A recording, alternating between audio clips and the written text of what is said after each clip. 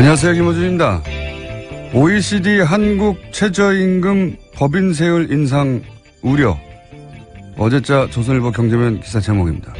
OECD가 한국의 최저임금과 법인세 인상을 우려하며 노동개혁을 촉구했는데 국제기구가 정부 정책 방향을 조목조목 비판한 것은 이례적이다. 기사 내용입니다. 이런 보고서는 건조한 분석만 하기 마련인데 특정 정부의 특정 정책을 조목조목 비판했다. 그런데 그런 소식을 전하는 게 조선일보다. 그래서 보고서를 찾아봤습니다. 아니었습니다. OECD 경제 전망이라는 제목의 보고서 중 한국 파트 168페이지부터 188페이지까지 3페이지 중 최저임금 부분 요약은 이렇습니다. 한국 정부의 소득주도 성장 정책으로 가구의 소득 형상과 소비가 부양될 것으로 기대되고 반도체 등 주요 산업 미래 부분까지 확대되는 수출 회복세 그리고 정부 혁신으로 보다 빠른 성장이 전망된다. 하지만 생산성 혁신이 동반되지 않고 최저임금만 인상된다면 경쟁력을 약화시킬 수 있다. 노동개혁이라는 문장은 아예 없고 법인세 부분은 긍정적인 경제 전망과 그에 따른 리스크 부분을 설명하며 소기업의 경우 법인세 인상은 기업 투자를 약화시킬 수 있다. 한 문장 드라이하게 병렬하고 있을 뿐입니다. 이게 무슨 이례적인 조목조목 비판입니까? 아주 전형적인 보고서일 뿐만 아니라 다른 국가도 똑같은 포맷이고 게다가 한국편은 전반적으로 긍정적인 전망입니다. 조선일보가 괜히 조선일보가 아닙니다. 김원준 생각이었습니다.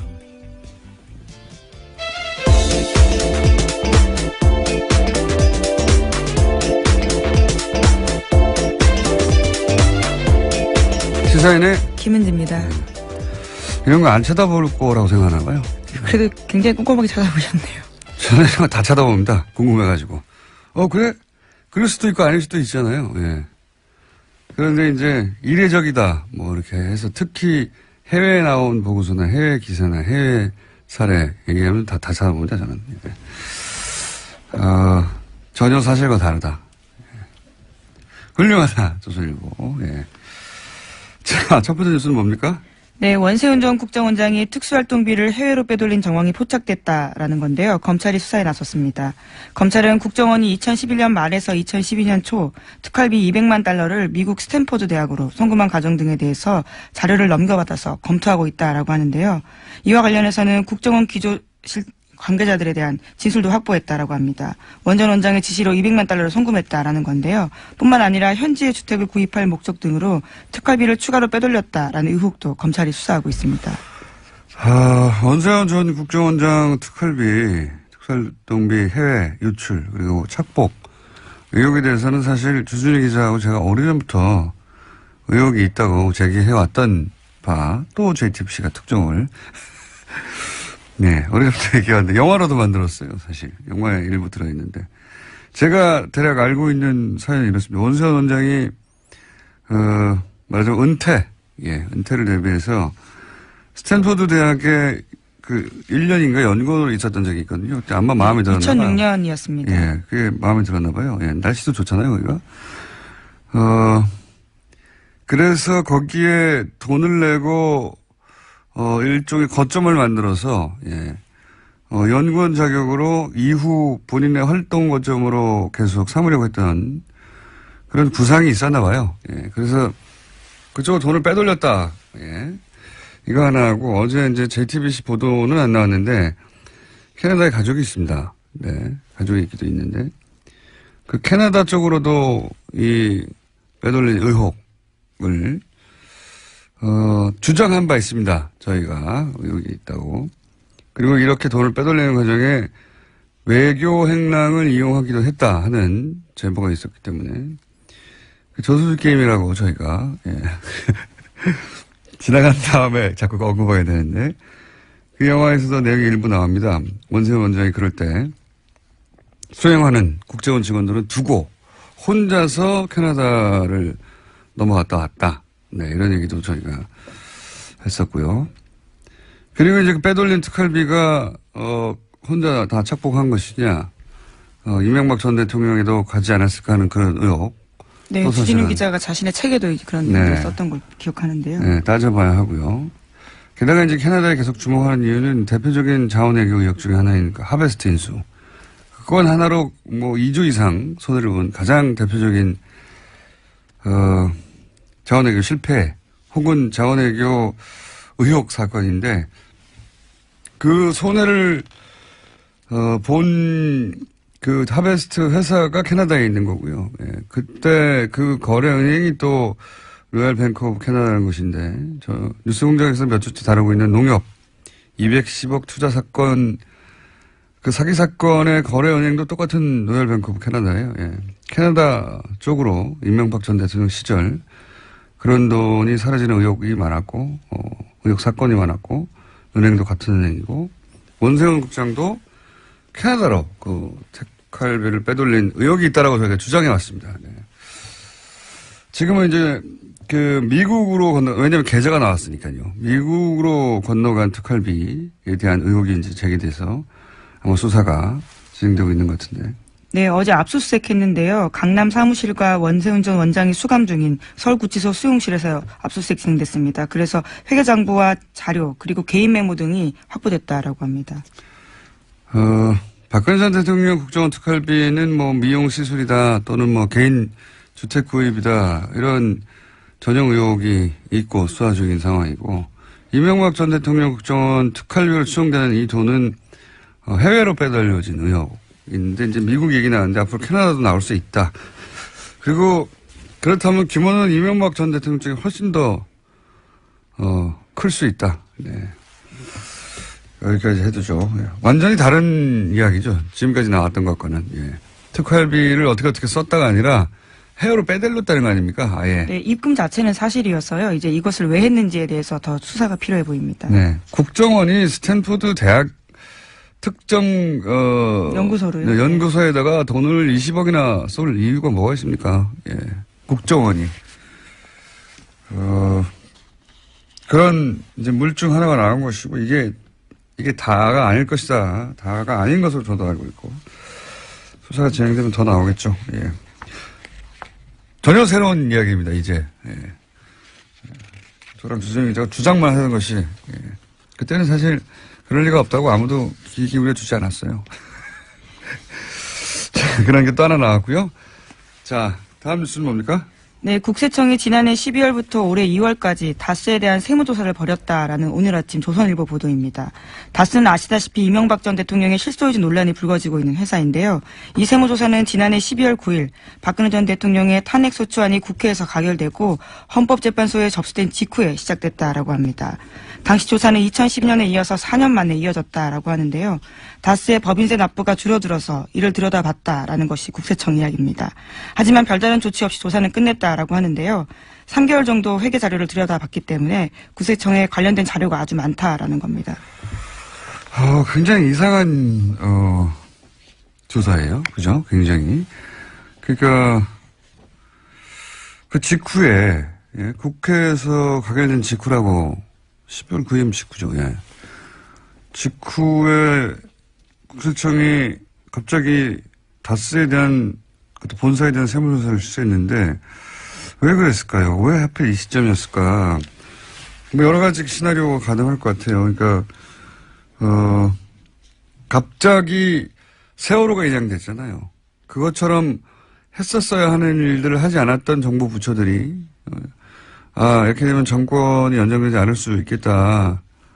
보수 정권으로 싶어서 갑자기 미뤄왔던 일들을 했던 것인지 아니면은 여전히 당시 정권이 넘어간 상태는 아니기 때문에 정권이 넘어가기 전에 미리 세무조사를 받아두고 세무조사를 이미 받았는데 또 빠른 시간 내에 세무조사를 하면 정치적 세무조사라고 주장하려고 그런 건지 어떤 이유인지는 모르겠지만 굉장히 이례적이고 예, 특별한 상황에서 세무조사였던 것 같습니다. 이게 왜 하필 이때 세무조사를 했는지 그리고 아무 조치 없이 끝났거든요. 게다가 그렇게 하고 나서도. 예. 다스 쪽에서 소명을 했다고 하는데요. 미국 공장 사정이 어려워지면서 법인세가 줄었다라는 이야기를 받아들였다라는 거죠. 미국 공장 엘리바마 쪽에서 이제 비자금이 움직인 의혹도 주준 기자가 얘기한 적이 있는데 전반적으로 매우 좀 이상한 시점에, 이상한 타이밍에 세무조사였고, 이 세무조사가 왜 이루어졌는지 후속 기사도 나올 법합니다. 네. 매우 이상한 세무조사다.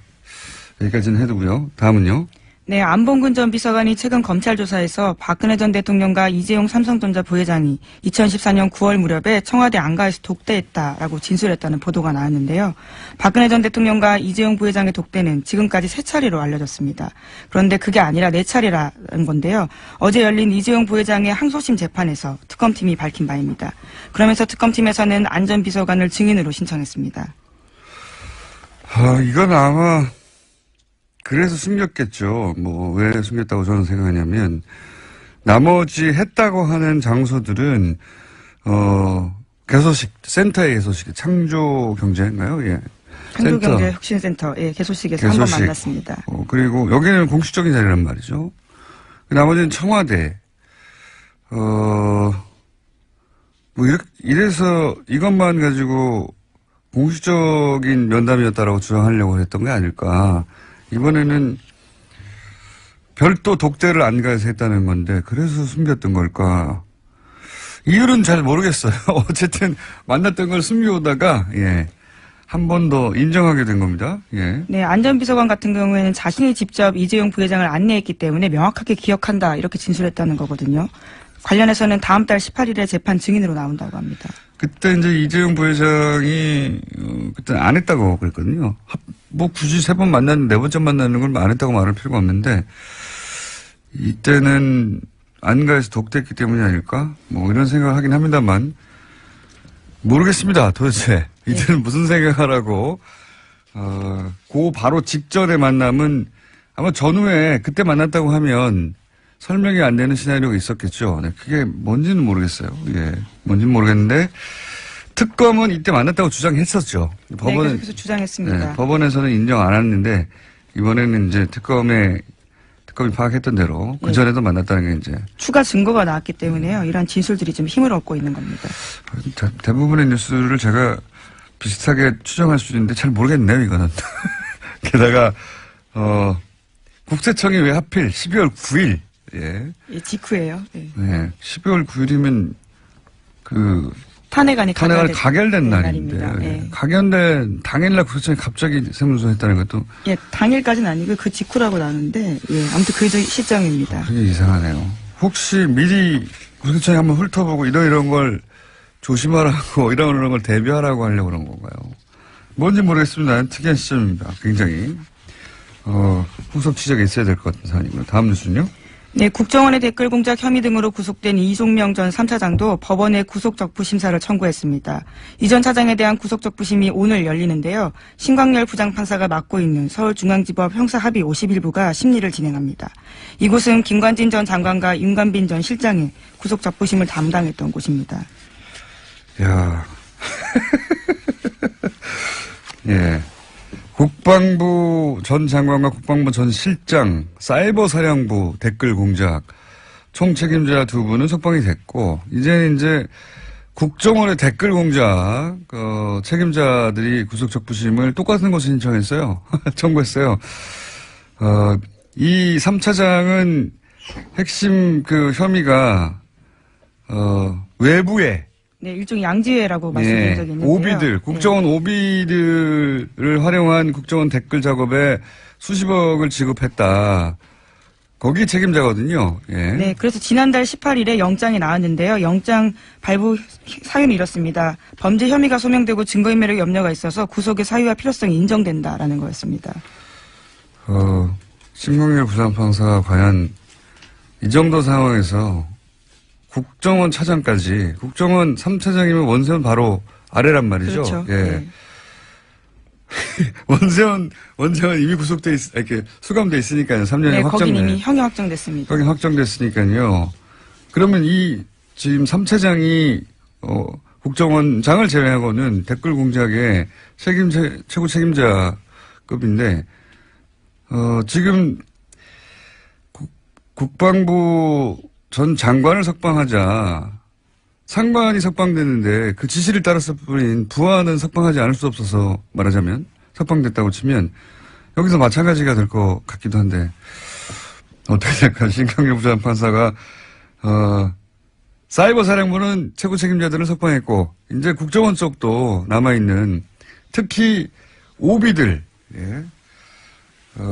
국정원 은퇴한 사람들 중심으로 꾸렸던 외곽팀에 지급한 돈 혹은 지시한 혐의, 이거 이제 구속된 사람 분인데, 어떻게 될까요? 네, 이르면 오늘 안, 느리면 내일 결정이 됩니다. 예, 내일 또 이정렬 부장판사하고 다시 한번 연결할 가능성이 있을 수 있겠네요. 예. 만약에 석방이 된다면 제가 할 말이 많습니다. 예, 석방이 안 되기 때문에. 예. 대기 중입니다. 네. 참. 다음 뉴스는요. 네, 이명박 정부 시절 유익 당시 청와대 비서실장이 국정원 직원들을 소집해서 헌법 교육을 했다라는 주장이 나왔습니다. 뉴스공장에도 출연한 바가 있는 김상욱 전 국정원 직원의 폭로인데요. 자신이 20년 가까이 국정원에서 일했는데 2008년에 이명박 정부가 들어서고 갑자기 유 전 실장이 직원들을 소집해서 헌법 교육을 했다라는 건데요. 굉장히 고압적인 자세로 너희가 이 정부를 거스리면 가만두지 않겠다라는 결연한 자세로 강연을 했다라는 겁니다. 대통령 비서실장이 국정원 가가지고 왜 정신교육을 합니까? 예. 제가 알기로는 처음 있는 일이고 그 이후로도 없었던 것 같은데, 예. 그 자체가 코미디죠. 예. 그러니까 대통령 비서실장은 사실 대통령을 대리해서 온 것과 마찬가지거든요. 예. 네, 뭐 불렀다라고는 하는데요. 뭐 어쨌거나 만난 건 사실입니다. 국정원에서 대통령 비서실장이 와서 강연하라고 누가 그럽니까? 예. 네, 간다고 그래서. 대통령이 가서 정신교육을 한 것과 마찬가지예요. 그런 뜻을 전한 것과. 굉장히 코미디 같은 일이 있었네요. 그런 일이 있었다고 합니다. 자, 오늘은 리얼미터, 미니가 있기 때문에 제목만 체크하고 넘어가죠. 네, 국정원이 모든 수사권에서 손을 떼는 내용의 자체개혁 법안을 국회에 보고했는데요. 이름도 바꾼다고 합니다. 대외안보정보원으로 지난 18년 동안 써왔던 국가정보원 이름을 내린다라고 합니다. 대외안보정보원이면 대안원이 되는 겁니까? 이제? 네, 굉장히 낯서네요. 대보원이 되나요? 네. 대정원이 되나요? 뭐라고 약칭이 될지 모르겠는데. 뭐 그렇다고 하고요. 그리고요? 네, 이건희 삼성전자 회장의 차명 계좌에 대해서 국세청의 과세가 임박했다라는 SBS 보도가 있는데요. 이자 배당 소득의 90% 세율을 적용한다는 데에는 여권과 과세 당국의 의견이 일치했지만 과세 규모를 좌우할 시점을 두고 이견이 벌어지고 있다고 합니다. 국세청이 왜 재벌편을 들어요? 국세청 얘기는 2007년 11월 이후에 대해서만 과세한다는 거잖아요. 이러면 얼마 안 돼요. 90%가 중징한 게 아니라. 여기서 이제 여당은 무슨 소리냐. 2008년에 불법 범죄 행위가 확인됐으니까 그 이전 5년. 이렇게 되면 이제 몇천억이 되는 거거든요. 네, 과세 범위가 확 늘어납니다. 국세청은 세금을 줄이자고 하는 것과 마찬가지입니다. 예, 참. 그런 일이 있습니다. 국세청은 세금 조금, 퍼센티지는 중요한 게 아니고요. 예, 세금 조금 내자고 기간 가지고 여당과 지금 다투고 있고요. 그리고 오늘 재밌는 뉴스가 하나 있는데 대부분 잘 다루지 않아서 잠깐 말씀드리면 발리에서 화산 폭발. 네, 예. 그렇죠. 인도네시아 발리에서 화산 분화 일어나서 공항이 폐쇄됐습니다. 네. 외교부에서 최초라고 해요. 최초로 그 자국민 귀국용으로 전 세계를 보냈는데, 예. 최초인데 크게 보도가 안 되더라고요. 네, 어제 문재인 대통령이 관련된 지시를 했고요. 오늘 아시아나 항공을 통해서 전 세계를 운항하기로 했다고 합니다. 아시아나가 갔다는 얘기만 하고, 예. 그게 외교부에서 직접 보낸 최초의 전세기입니다. 우리나라 자국민 교육시키려고. 재밌는 뉴스인데, 예. 별달리 보도가 안 되길래 언급했습니다. 여기까지 하겠습니다. 예, 시사인 김은지였습니다. 감사합니다. 자, 바로 이어서 리얼미터 그것마저 알려주마. 자, 대통령 지지율 한 1, 2% 내에 있죠. 왔다 갔다 하는 게. 안녕하십니까. 권순정 실장님 나오셨습니다. 네. 네. 1, 2% 이내에 올라가나 내려가나 마찬가지죠? 네, 마찬가지지만 내용 분석을 해보면 네. 흐름이 좀 잡히긴 합니다. 4주 연속 상승 흐름이었습니다. 네. 근데 이번엔 소폭 빠졌습니다. 빠질 때가 조금 되지 않나 싶은데요. 아니, 뭐. 1.8%포인트 하락해서 71.2%였습니다. 네. 그리고 부정평가는 2.5%포인트 오른 23.9%였고요. 그래서 사실상 큰 폭의 하락은 아니고요. 많은 분들이 어제 북한 그 미사일 발사 때문에 내렸나 네. 라고 오해를 하실까봐 일간을 준비를 했는데요. 27일 월요일에는 72.5%, 28일 화요일에는 70.4%, 29일 수요일 어제죠 71%로 올랐는데 여기 잘 보시면은 약간 화요일 날 약간 내려 다시 올라가는 거네요. 예, 약간이 아닙니다. 29일 수요일의 그 구성은 28일 전날 500명하고 당일날 500명 구성인데요. 전날 화요일날 500명은 69%까지 떨어졌고요. 어제는 73%까지 올랐어요. 그래서 미사일 이제 조금 더 며칠 더 봐야 되겠지만 어제는 73%로 올랐고 500명 화요일 날은 70%대로 69% 예, 69.4%로 내렸습니다. 그래서 이제 통합을 하면은 29일 일간 집계가 71%인데 네, 이렇게 분리해서를 보면 기본적으로 어제 그 나왔던 그 하루에 영향을 미쳤던 부분들은 사실상 탄도미사일이 그게 아니군요. 예, 이 빠지는 것은 오히려 그 원인이 탄도미사일 아니었다는 발사되고 거죠. 나서는 올라갔네요. 그렇습니다. 며칠 더 봐야 되겠지만 어제는 오히려 올라갔습니다. 그래서 그러면 월화 사이에서도 주요한 뉴스 중에 언론이 많이 다룬 거는 김관빈 맞습니다. 인관빈 제가 쭉 훑어봤는데 네, 그게 가장 크게 예, 김관진 인관빈 지난 주 후반에 이제 잇따라 석방되는 과정 속에서 주말 또 월요일까지 일부 언론 그러니까 주요 보수 언론이죠. 그 속에서 논란을 포함해서. 엄청나게 보도가 확산됐고 죄 없는 사람이 이제 풀려났다는 식의 보도가 네네. 보수 매체와 정편을 통해서 굉장히 많이 보도가 됐는데 맞습니다. 거기 노출됐던 50대 이상이나 혹은 영남 지역 이쪽에서 맞습니다. 죄 없는 사람 예. 역시 죄 없는 사람이었구나. 네네. 판사가 죄가 없어 풀어줬구나. 네네. 이렇게 받아들일 만한 뉴스들이 많았거든요. 예, 세부 분석을 해보니까 금방 말씀하시는 것처럼 동일하게 나타났습니다. 제가 잘 알아요, 그런 거는. 예, 50대 이상 그리고 그 중에서도 60대 이상에서 무려 6.7% 정도가 빠졌고요. 예, 보수층에서도 많이 빠졌고, 예, 주로 근데 그렇게 이제 보수 보냈습니다. 매체가 사실상 종편까지 해서 총동원된 거 치고는 그렇게 많이는 안 빠졌네요. 예, 그래서 이 논란 자체가 기본적으로 보수층에는 많은 영향을 미치지만 오히려 진보층을 중심으로 해서 문 대통령 핵심 지지층에서는 오히려 상승 효과를 가지고 있는 것 같아요. 그러니까 핵심 지지층을 보면은 19대 대선에서 문 후보를 찍었던 사람은 무려 94.6%가 어제 일간 기준 나왔습니다. 상당히 높은 수치입니다. 거의 최고 수준입니다. 그쪽에서는 김관진, 인관빈 석방에 대해서 이거 큰일 났다라고 그렇습니다. 생각해서 결집하는 것이고. 네네. 예. 그래서 예, 그렇습니다. 예, 정당을 간단하게 소개해드리면은 민주당 역시 0.5%포인트 하락해서 51.3%고요. 떨어진 지역이라든지 연령은 거의 대통령과 거의 비슷합니다. 60대 이상 보수층 영남 맞습니다. 자유한국당은 2.2%포인트 상승해서 18.6%이고요.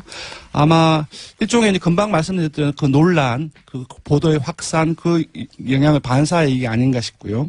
바른정당은 0.4%포인트 하락해서 5.1%, 거의 변화가 없다고 봐야 될 것 같고요. 정의당이 많이 빠졌습니다. 지난주에도 상당히 주 초중반까지 상승세를 거의 7%까지 갔다가 주 후반에 확 떨어졌거든요. 근데 이번 주 수요일까지도 계속 하락해서 1.4%포인트 하락해서 4.7%입니다. 다 아시겠지만 김종대 의원 논란이 가장 중요한 원인인 것 같고요. 저도 이제 프레임을 잘못 잡았다고 얘기 한번 했었는데. 네, 국민의당은 지난주에 이어서 행보를 했습니다. 0.2%포인트 상승을 해서 4.7%이고요. 여전히 이번에는 정의당과 함께 4주째 최하위에 머물고 있습니다. 통합 논의가 그게 이제 갈등이 계속 보도되면 떨어질 수밖에 없어요, 사실은. 예, 초선 의원들이 집단으로 통합 논의 중단이라든지 그런 얘기를 했었고 유성엽 의원의 발언이라든지 계속 갈등이 이어지고 있습니다. 이번에 그것마저 알려주는 조사는 뭡니까? 예, 되게 지금 논란이 되고 있는 부분들을 조사를 했습니다. 월요일 날 국민권익위원회에서 농축수산품에 한해서 선물을 5만 원, 10만 원으로 상향 조정하자라고 하는 어떤 청탁금지법 개정안을 부결시켰습니다. 네. 부결시켰는데 여기에 대해서 어떻게 생각하는지 물어봤습니다. 그러니까 이제 농수산물 같은 경우에는 네. 예를 들면 한우 네. 10만 원 정도 선물할 수 있게 하자. 맞습니다. 한마디로 말하자면 그거거든요. 예, 5만 설날도 원에서. 다가오고 그런 얘기가 많이 나오고 있는데 정부에서도 관계 부처가 이렇게 올리는 방향을 이제 제시를 했던 거죠, 사실상. 근데 기존 350 규정을 예외 없이 엄격 규정해야 된다가 47.7%, 농축수산품 한정 선물 사항의 인상 찬성이 47.4%가 나왔습니다. 완전 절반으로 갈렸네요. 완전 팽팽하게 맞서고 있습니다. 근데 그래서 조금 찾아봤어요. 저희들이 현안에 대해서 상당히 많은 조사를 했습니다. 작년 9월에 이게 시행이 되었죠. 김영란법이. 그 시행 직전 8월에 조사를 했는데 그때는 기존의 그 규정을 엄격 시행해야 된다가 59.3%로 상당히 높게 나왔고요. 그리고 올해 2월에 다시 논란이 되었을 때, 50, 10 이런 식으로 상향 조정했을 때는 어떻게 생각하느냐 물어봤는데 찬성이 49.6%로 내렸습니다. 그러니까 요번에는 거기에다가 농축수산품에 한정해서 선물만 10만 원 올리자라고 했기 때문에 전반적으로 이런 어떤 조정하는 여론이 조금씩 상승하고 있는 흐름을 보이고 있습니다. 10만 원이 너무 적다고 생각하는 분들도 있고 네네. 그리고 특히 농수산물 정도는 그렇게 하는 게 해야 하는 거 아니냐 이렇게 생각하는 분들도 있는데. 예, 민주당 지지층에서도 그 농수산물 한정에서는 올리는 게 맞다 그런 의견이 이해가 많이 합니다. 예를 들어 나왔습니다. 40, 50대 뭐 개인 사업을 한다든가 이런 예. 분들 네네. 이런 분들은 그런 걸 느낄 것 같아요. 예. 네. 그게 꼭 그 청탁이 아니어도 네네. 선물을 하고 뭐 고마움을 표시하고 싶은데 액수가 너무 적다 이렇게 생각하는 40, 50대 사업하는 분들이나 성인들이 있을 수 있습니다. 예. 네, 그런 부분들이 많이 있는 것 같습니다. 20, 30대는 여기 반대하고 네. 40, 50대 연령대로 보자면 그렇게 갈리는 것도 예, 있죠. 전반적으로 보수적인 어떤 성향, 진보적인 성향이 조금 갈리는 것은 맞습니다. 이제 보수적인 성향은 어떤 상향 조정을 찬성하는 거, 그리고 진보적인 성향은 어떤 엄격 적용을 우세한데 약간 조금 다릅니다. 다른 이슈와 다르게 좀 혼재되어 있습니다. 저는 세부적으로 나이가 훨씬 더 중요한 변수인 것 같아요. 지역보다 네. 이거는. 네. 사회 직업도 경험이나. 그렇고요. 네, 직업이나. 네. 네네. 입장이 다른 거죠. 여기까지 하겠습니다. 조사 기간은요? 네, 조사 결과를 넣어드리겠습니다. 이번 주중조사는 TBS 의뢰로 이번 주 월요일부터 수요일까지 전국 19세 이상 성인 1,512명을 대상으로 했습니다. 유무선 전화면접과 전원검사 혼용 방식으로 했고요. 표본 오차는 95% 실수는 플러스 마이너스 2.5%포인트였습니다. 응답률은 5.5%이고요. 현안 조사는 TBS 뉴스공장 의뢰로 어제 하루 동안 실시했습니다. 성인 505명을 대상으로 실시했고요. 표본 오차는 플러스 마이너스 4.4%포인트였습니다. 내일부터 권순정 조사 분석 실장이었습니다. 감사합니다. 고맙습니다. 이 음악 다들 아시죠? 한 3번 정도 코너가 완전히 사라질 뻔 하다가 잠시 후에 너무 재밌다고 다시 대폭발하기도 하고 이상한 코너입니다. 더불어민주당 안민석 의원 나오셨습니다. 안녕하십니까? 네, 안민석 의원입니다. 오늘은 이야기 없나요? 뒤에? 누구 어떤 안민석? 디그니티, 엘레강스. 저를 흔들지 말아주세요. 총수. 자유한국당 김성태 의원님 나오셨습니다. 네, 안녕하세요. 김성태입니다. 네. 다른 이야기 전에 이제 공적인 사안이자 또 저희 게스트가 직접 연결된 사안이자 이 얘기부터 하지 않을 수가 없습니다. 다른 이야기 많지만 자유한국당의 원내대표 경선이 지금 한창입니다. 모르시는 분들은 모르실 텐데 자유한국당에서는 굉장히 중요한 지금 이슈죠. 누가 원내대표가 되는가. 근데 거기에 이제 김성태 의원이 3선으로는 유일하게 출마해서 자타 공이 현재 기준으로는 가장 유력한 원내대표 후보, 당선 후보, 예상 후보로 지금 거론되고 있습니다. 어떻게 보시면 안민석 의원님? 제가 일단 관전평을 말씀을 드려볼게요. 네. 먼저 이제 남의 집안일에 대해가지고는 별로 제가 관심은 없는데. 관심이 항상 많지 않으십니까? 역시, 국민들 역시도 네. 지금 이 자한당 원내대표 선거에 대해서 관심이 별로 없어요. 왜냐하면은, 국민들이 지금 하라는 것은 과감하게 과거에 대한 적폐청산을 하라는 것인데, 자한당이 계속 발목을 잡는 이런 짓을 하고요. 특히 이제 국회 부의장이라는 분이, 신모 부의장이라는 분이 문재인 대통령을 내란죄로 고소하겠다는 이제 그런 이제 막말을 하지 않았습니까? 사실은 제가 볼 때는 과거에 성군 같은 우리 조선의 그 군주들, 세종이나 정조 같은 그런 정도 수준의 민심의 지지를 얻고 있는 대통령이 문재인 대통령이고요. 지금 200일 되었는데 지금까지 70%대의 지지율을 유지하고 있다는 것은 이 민심을 반영하는 것이고 이 민심이 문재인 대통령을 지지하는 것은 적폐청산에 대한 지지 그리고 과감한 독하게 청산해달라는 그거거든요.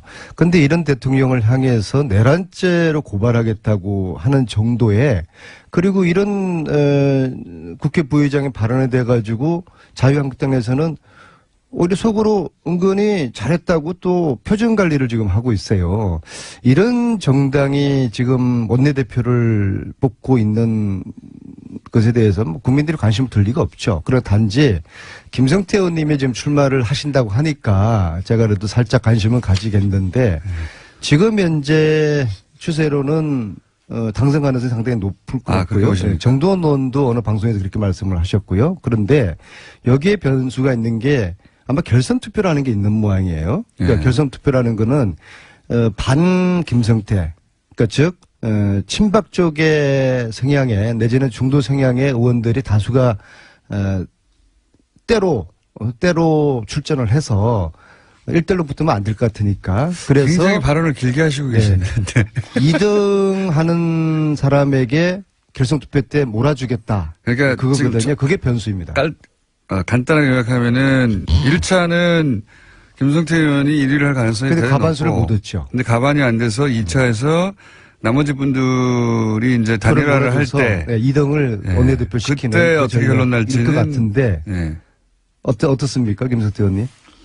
본인 선거라서 그래도 위주로 말씀하시겠죠. 제1야당의 원내대표 선거는 향후 여야관계에 있어서 가장 중요한 그런 잣대가 될 것인데 그 중요한 제1야당의 원내대표 선거를 별로 관심도 없다 그러고 또 국민들도 하등에 신경 안 쓴다 그러고 그렇게 악의적으로 폄하하는 부분은 좀 적절치 않은 것 같아요. 원내대표가 돼서 응징해 주십시오. 좋은 원내대표가 뽑혀서 여야관계 잘 가져가고 또 정부와 또 협치가 이루어지는 그런 여의도 정치가 복원되기를 바란다 이렇게 희망을 이야기하셔야지 이건 말해 이건 하든 말든 그게 하여튼 원래 그렇게 사신 분이니까 제가 그렇게 이해를 하시고 아까 심재철 의원 말씀하셨는데 국회 심재철 부의장께서 민주당과 청와대가 지난 6개월 동안에 헌법 가치를 무시하면서 국가 정체성을 위태롭게 했다는 그런 취지로 이 내란죄와 국가기밀 누설죄로 이제 형사를 고발해야 된다는 거예요. 저는 그런 측면에서 이 내란죄까지 언급한 것은 좀 지나친 감이 없지 않아 있다고 저는 분명히 봅니다. 하지만 문재인 정권이 거의 모든 부처마다 법적 근거도 없는 위원회를 만들어서 적폐청산이라는 그런 미명하에 이 보수 정권 쉽게 말하면 뒷구멍 캐기에 매달리고 있는 이런 비정상적인 상황을 심재철 부의장이 그렇게 지적한 거예요. 뒷구멍이 있긴 있었나 봅니다. 아니 그러니까 이게 문재인 대통령이 원래 그런 대통령이 아닌데 맨날 과거 지사 그냥 지난 일 덜쳐보고 또 그걸로 가지고 적폐청산 TF가 검찰에 수사 의뢰하고 그럼 검찰은 수사하고 그렇게 지금 가는 정국이거든요. 이거는 좀 바람직하지 않고 또 제가 드리고 싶은 말씀은 원내대표 말씀하셨으니까 제 개인의 문제이기 때문에 짧게만 하겠습니다. 최선을 다할 뿐이고 저는 지금 이 보수는 절대절명의 저는 위기라고 봅니다. 홍준표 대표가 위기를 극복하는 처절한 심정으로 저의 진정성을 가지고 지금까지의 방식이 아닌 새로운 보수 정당으로서의 진면모를 위해서 바뀌자. 그래서 도와달라 그러고 하고 있습니다. 홍준표 대표가 왜 김성태 의원님을 이렇게 백업하죠? 백업이라기보다는 이제 영국의 보수당의 이런 절대적인 위기 상황에서 어떤 기회를 만들어가는가 거기에 아마 홍 대표가 상당히 많은 김성태 의원님하고 영국하고는 상관이 없었습니다. 연구를 하신 것 같아요. 영국이 이제 가령 보수당이 이게 지주 귀족들 정당인데 이게 400년 역사를 이어오면서 많은 위기가 왔거든요. 그 위기 때마다 영국 보수당은 쉽게 말하면 사회개혁, 특히 이 노동조합 활동을 보장한다든지 이 노동자들의 사회적 지위 향상에 뭐 엄청난 계획적인 조치를. 근데 영국의 보수 정당도 부패 정치를 옹호했나요? 예? 부패 정치를 했어요? 부패 정치 많이 됐죠, 거기도. 영국의 보수 정당이요? 영국의 아, 그래서 최순실 재산몰수 특별법을 자유한국당이 그렇게 반대를 하는 겁니까? 그거는 부패로 비리로 축적한 부정재산을 몰수하자는 특별법에 왜 자유한국당 의원님들이 이렇게 반대를 하죠? 안민석 의원님, 최순실 몰수 특별법은 국회 법사위 법안 아닙니까? 그죠? 네. 국회 법사위원들 중에 그 법을 위해서 민주당 간사인 금태섭 간사를 비롯한 민주당의 최고의 법조인 박범계 간사 이런 의원들이 계시잖아요. 네.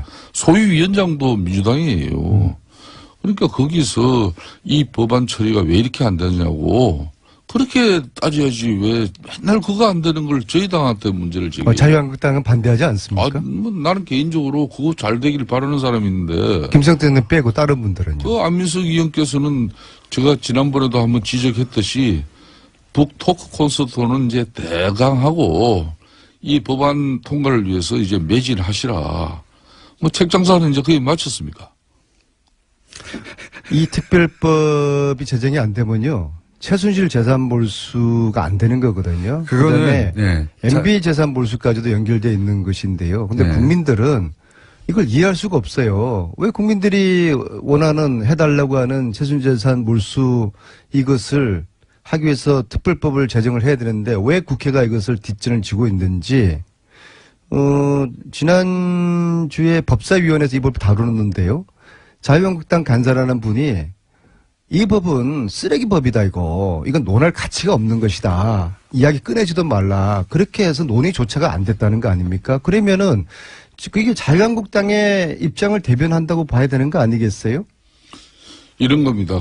왜 이걸 반대하는 법조인들 거죠? 위주로 최순실 이제 재산 몰수하자는 거에 왜 반대를 하죠? 법사위에서는 이 법의 성안 성립 또 이 법안이 가결될 수 있는 요건을 갖췄냐 이렇게 했을 때 민주당의 법조인들도 거기에 서명 법안 발의에 동참하지 않은 부분이 있지 않습니까? 그렇기 때문에 저희들은 105명 동의했고요. 아니, 그러니까 105명 그렇게 16명이 동의가 안 된 사람이 우리 민주당 정당이기 때문에 100%가 다 안 해요. 그거 아니 16명이 주로 법조인들입니다. 자한당에서는 아무도 안 하셨잖아요. 그러니까 다른 정당도 그렇고요. 안민석 의원이 열과 성과 의지를 다해서 최순실이 사익을 편취한 그런 불법한 재산 축적이 있다면 그거 몰수하자는데 요 동의를 일전에 하는데 하태경 의원 같은 분이 여기 나와서 이렇게 말씀하시더라고요. 최순실 재산 몰수는 찬성하는데 이 법이 위헌 소지가 있어서 동의할 수 없다고 의원님, 하는데요. 요 사안은 여기까지만 하죠. 이거는 저희가 매주 20분씩 했어요. 한 5개월 됐습니다. 똑같은 얘기를 반복한 지가. 요 사안 앞으로도 계속 할 텐데 오늘은 여기까지만 하고요. 알겠습니다. 제가 네. 한 말씀을 드리겠습니다.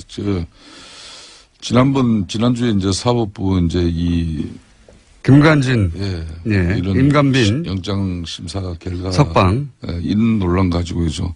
이 적폐놀이 3인방이 계시잖아요. 그죠? 적폐놀이 3인방은 안민석 의원님이 또 그 맨 앞이더만. 안민석. 저에게 그런 훈장을 달아줬습니까? 그렇지. 송영길, 박범계 의원. 이렇게 이 세 분이 적폐놀이 3인방이에요. 그러니까 특히 우리 안민석 의원이 참 대단해요. 적폐 청산 홍위병이고요.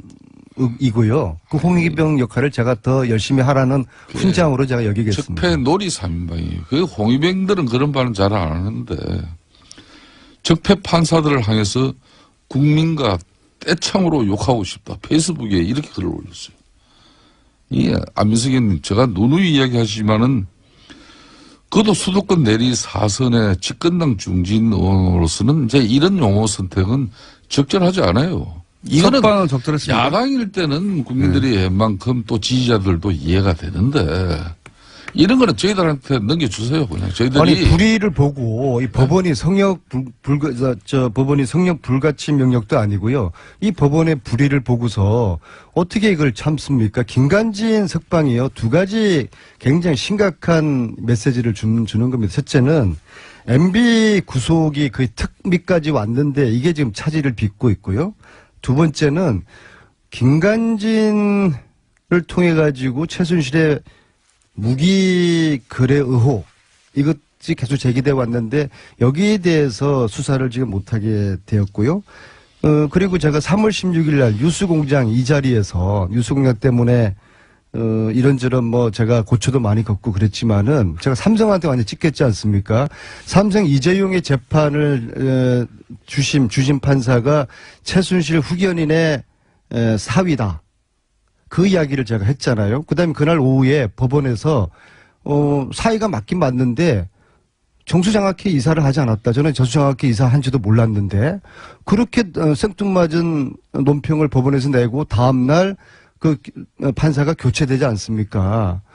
이런 법원에 대해 가지고 의심하지 않을 수가 없죠. 물론 다 그런 거 아니죠. 대다수의 양심적인 판사들이 계신가 하면은 이런 기회주의적이고 정치 성향의 그런 판사들을 향해서 적폐 판사라고 제가 지칭을 했습니다. 안민석이 그런데 말이죠. 예. 저는 이러면 안 됐는데 저보고 이름을 대서 개인의 신상까지 건드렸다고 하는데요.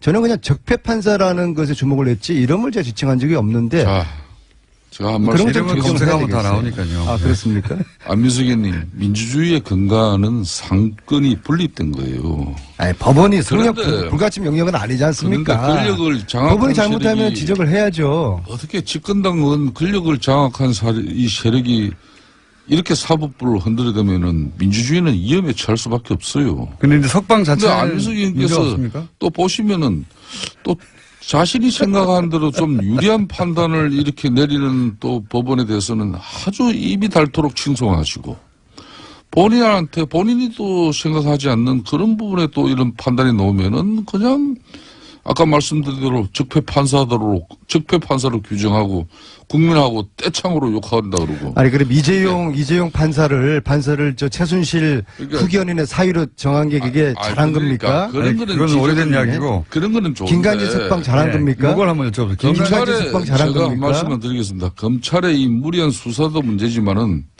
명식이 집권 여당이 이런 반법치 기류를 갖다 우리 사회에 이렇게 행성하려고 하는 그 시도는 한마디로 상권 분리 나아가서는 이게 대한민국의 존립을 이틀게 하는 수도 상권 분립 지켜야 되죠. 언제까지- 지켜야 존중해야 되는데 아니, 그 석방이 이 잘된 법원의 부당한 그거 한 가지만 판결에 대해서 여쭤봐 신고해야 주십시오. 됩니까? 김관진 석방이 석방 잘 된 겁니까?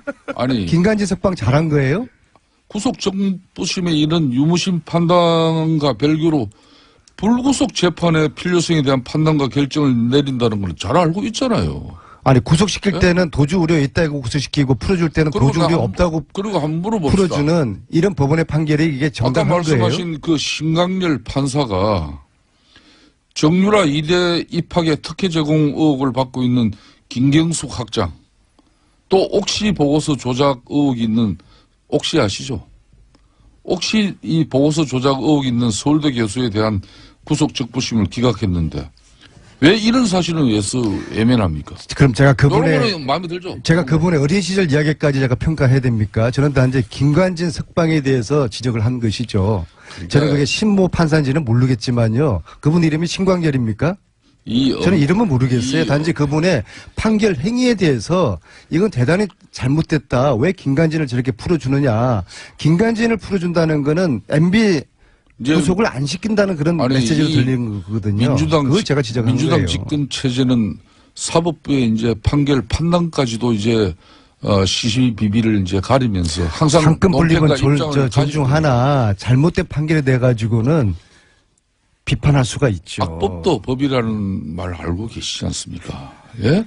법 앞에 만인은 평등한 것이고 그 법이 잘못됐다면은 또 항소를 하고 상급심에서 이 문제를 더 다룰 수 있는 그런 방향으로 가는 민주주의 원칙을 중시해야지 판사가 이런 민주당 주장대로 잘못된 판단이다. 그렇기 때문에 이는 적법 판사다. 적폐 판사다.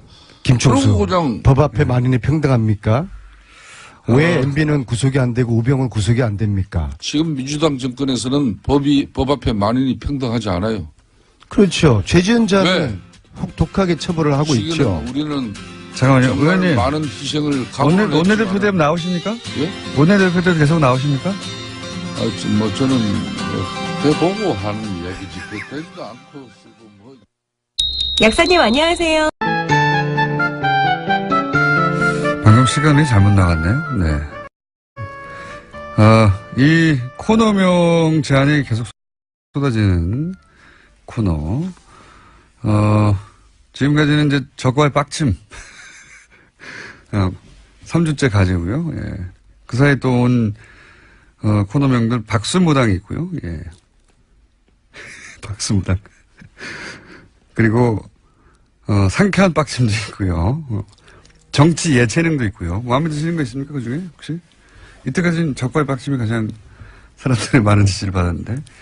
박지원 전 대표 나오셨습니다. 안녕하십니까? 안녕하세요. 예. 안녕 못합니다. 솔직히 말하면. 또 특히 김어준 총수를 아침에 보러 가니까 더 안녕 못합니다.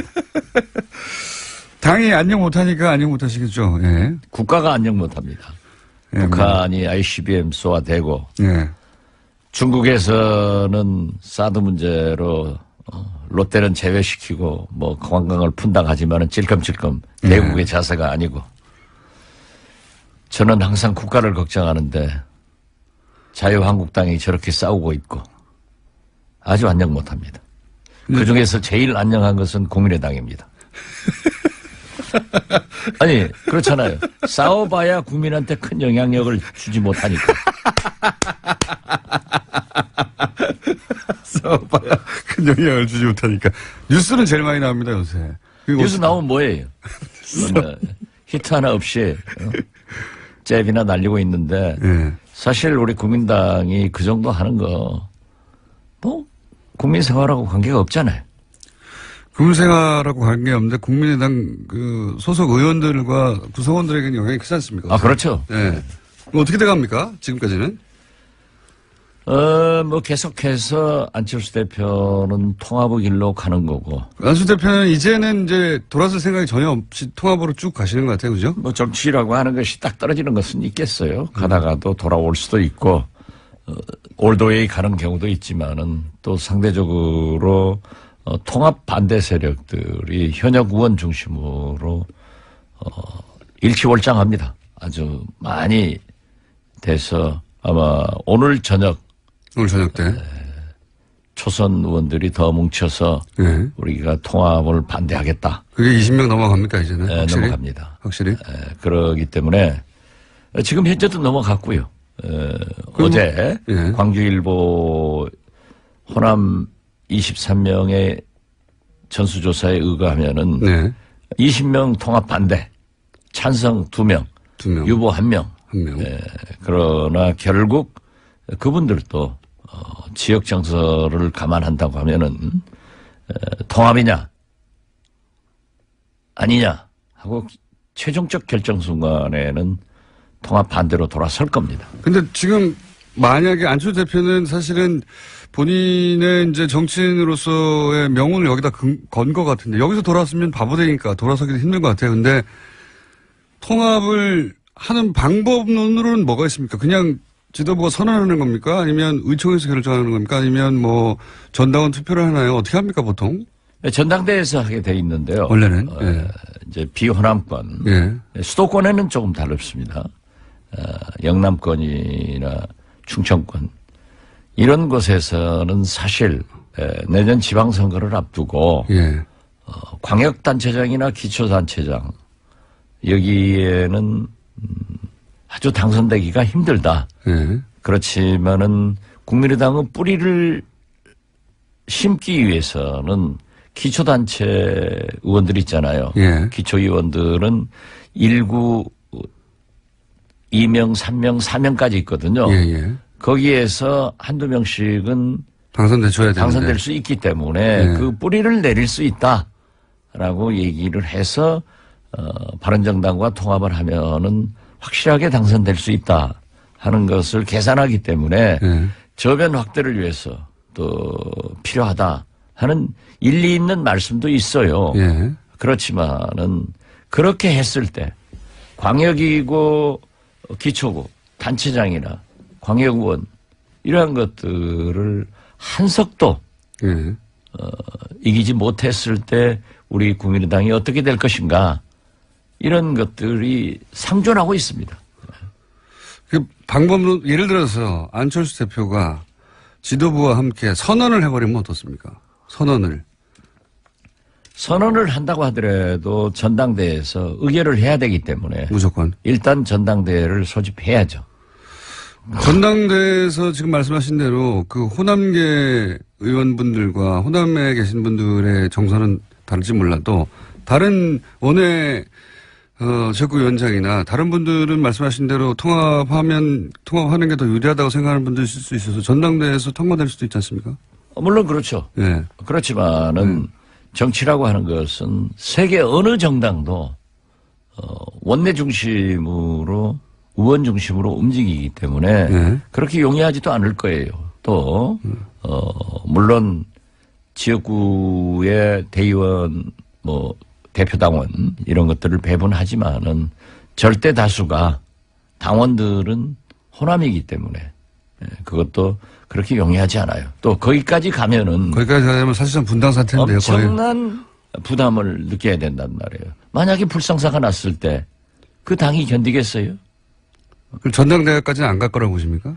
저는 그렇게 가서는 안 된다라고 생각하고 그건 처음부터 말씀하셨는데. 지금 제2창당위원회 위원장을 맡고 있는 김태일 교수, 예. 대구 영남대학교 교수신데요. 이분이 아주 좋은 안을 내놨어요.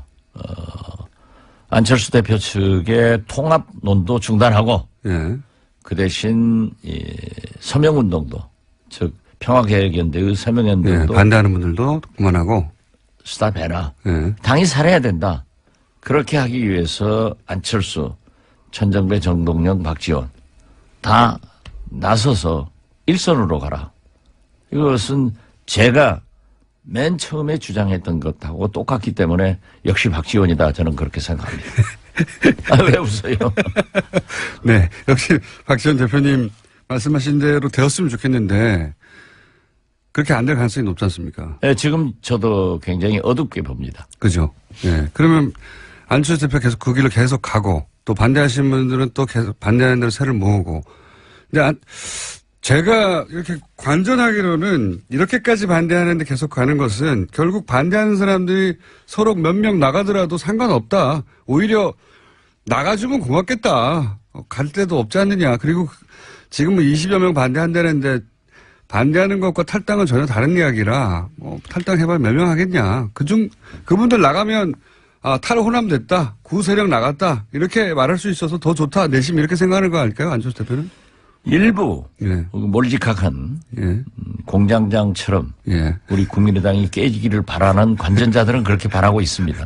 바란다기보다는 그렇지만 대다수의 예. 양식 있는 국민들은 그래도 합쳐서 잘해라 하니까 공장장의 수준으로 예. 이 프로그램을 진행하면은 망합니다. 잘 되고 있어요. 잘 되고 있어요. 그것은 제가 출연해서 잘 되는 겁니다. 물론 그런 생각도 하지만은 지금 현재 우리 당의 초선 의원들이 만나서 8명이 만나가지고 다 반대 입장을 했습니다. 예. 그렇지만은 통합은 반대하지만은 평화개혁연대처럼 정책연대를 하자. 그 서명을 하고 예. 그것은 분열로 보이기 때문에 양쪽 다 자제하자는 거잖아요. 자제하자. 예. 그리고 지금 현재 예산 개혁 입법의 총력을 경주하자. 이런 얘기를 내놨는데요. 바로 오늘 저녁에 예. 10여 명 넘는 초선 의원들이 정의를 할 겁니다. 통합을 반대한다고 또. 안철수 대표 측에서는 계속 토론회 같은 것을 열어서 예. 오늘 또 지금 지방에 뭐 대구 쪽에 가신다는데요. 그쪽에 가면은 당연히 그 지방 의원들 한두 명이라도 당선시키기 위해서 통합이 바람직하다. 목소리도 하는 있을 얘기를 것이고. 할 수 있죠. 예. 그렇기 때문에 거기에 새몰이를 하고 있고 또 우리 원외지역위원장 협의회 회장하고 안철수 대표하고 좀 막말도 하고 가고. 예. 싸가지가 없다, 뭐 이런 거. 예. 그거 이제 없어진 얘기를 왜 또 싸가지 얘기를 들고 나와요. 아무튼. 안철수 대표가 뭐랄까요. 많이 변하셨어요. 그런 단어를 사용했다는 게. 예. 뭐 사람은 발전할 수 있으니까요. 발전. 예. 그런데 어떻게 됐든 그건 뭐 서로 두 분이 또 우리 김기옥 회장이 먼저 가서 대표님에게 자기가 결례를 했다. 예. 라고 하니까 안철수 대표도 싸가지 없는 발언에 대해서 유감 표명을 했기 때문에 없는 예. 것으로 정리됐습니다. 예. 또 하다 보면 그렇게 나오는 거고 예. 사실 막말 제일 잘하는 것은 김호준 공장장 아니에요. 대표님보다 못합니다, 제가. 저는 상당히 품이 있는 말을 합니다. 아니, 그래서. 아무튼. 평행선으로 계속 가면 어떻게 됩니까, 결국은? 아니, 그러니까. 예. 그래서, 이제, 제가 제안을 한 게, 낮은 단계의 서명 운동을 하자. 어떤 평화개혁연대의 서명이 아니라, 예. 통합을 반대하는 의원들의 서명을 받자. 이렇게 제안을 했기 때문에 오늘 논의를 해서 예. 그러한 서명을 받을 겁니다. 대표님은 어떻게든 통합하지 않고 지금 국민의당을 잘 지켜서 지방선거까지 가자는 주의신데 안철수 대표는 그걸로는 지방선거를 치를 수가 없고 결국은 통합해야 한다. 이 양쪽끼리 쭉 가다 보면 서로 이제 만날 생각은 없으신 것 같고 그럼 어떻게 되는 겁니까? 나중에는 결국은. 아니요. 안철수 대표도 예. 지금 분열하자는 건 아니에요. 통합하자는 거죠. 예, 통합. 이 사람들을 데려와서 하자. 근데 반대하는 사람이 있으니까 나갈 테면 나가라 이거 아닙니까? 아, 그렇지는 않죠. 말은 그렇게 안 하지만. 하면은 도로 40석도 안 돼요. 예. 그렇게 나갈 사람 나가라 해버리면은 지금 현재는 40석이지만은 그것도 바른정당에서도요. 지금 자유한국당에 원내대표 경선이 12월 중순에 있지 않습니까? 그때 자기들이 미는 사람을 당선시키기 위해서 지금 몇 사람이 자유한국당으로 들어가려고 한 너댓 사람이 움직이고 있어요. 이미. 예, 그렇기 때문에 바른정당은 11석이 되는 게 아니라 제가 예측된 대로 곧 5, 6석으로 줄는단 말이에요. 10석 미만으로 줄어드니까. 그러니까 나갈 사람도 국민의당에서 나갈 사람도 대여섯밖에 안 되니 그건 대여섯 사람이라고 그렇게 보지 말라니까요. 얼마나 나가십니까? 글쎄 그건 비밀이고. 그러니까 정 안 되면 그분들이 나갈 수도 있다는 시나리오도 있는 거죠. 아 그래서 제가 말씀드리는 거예요. 낮은 단계의 통합 반대를 해서 예. 김태일 제2창당위원장이 제안한 대로 예, 서로 자제하자. 서로 자제하자. 예. 그래서 국회를 밀고 나가고 사실 어제 정책연합 바른정당하고 우리 안철수 당대표가 선언했지 않습니까? 예. 그렇지만은 어제 우리 국민의당은 민주당하고 더 큰 정책연합을 서명을 했어요. 예. 지금까지 해결하지 못했던 광주에서 목포까지 제2KTX 노선을 확정을 하고 이걸로 하자. 그런 정책연합을 했기 때문에 바른정당과 정책연합을 한 것은 민주당하고도 다 할 수 있는 거예요. 다 알겠는데요. 네. 이것만큼 저것만큼 다 안 되면은 그러면 뭐 우리끼리 나가서 새로운 정당 하나 만들자고 하는 이야기도 있긴 있는 거죠. 그렇게 자꾸 네. 우리 당을 분쇄해서 탈당시키고 분당시키고 하려고 그런 기도를 여기서 하면 안 된다니까요. 제가 하라고 한다고 하시나요? 제 말은 그런 계획도 있는 거죠. 그런 계획을 가지고 있는 건 없어요. 있으면서. 상선약수 흘러가는 대로 하는 거예요. 네. 그런 계획도 있긴 있으시죠. 없어요. 표정은 있는데 말만 없다고 하시는 것 같은데. 자, 그러면 네. 저 TV에서 얘기해야지.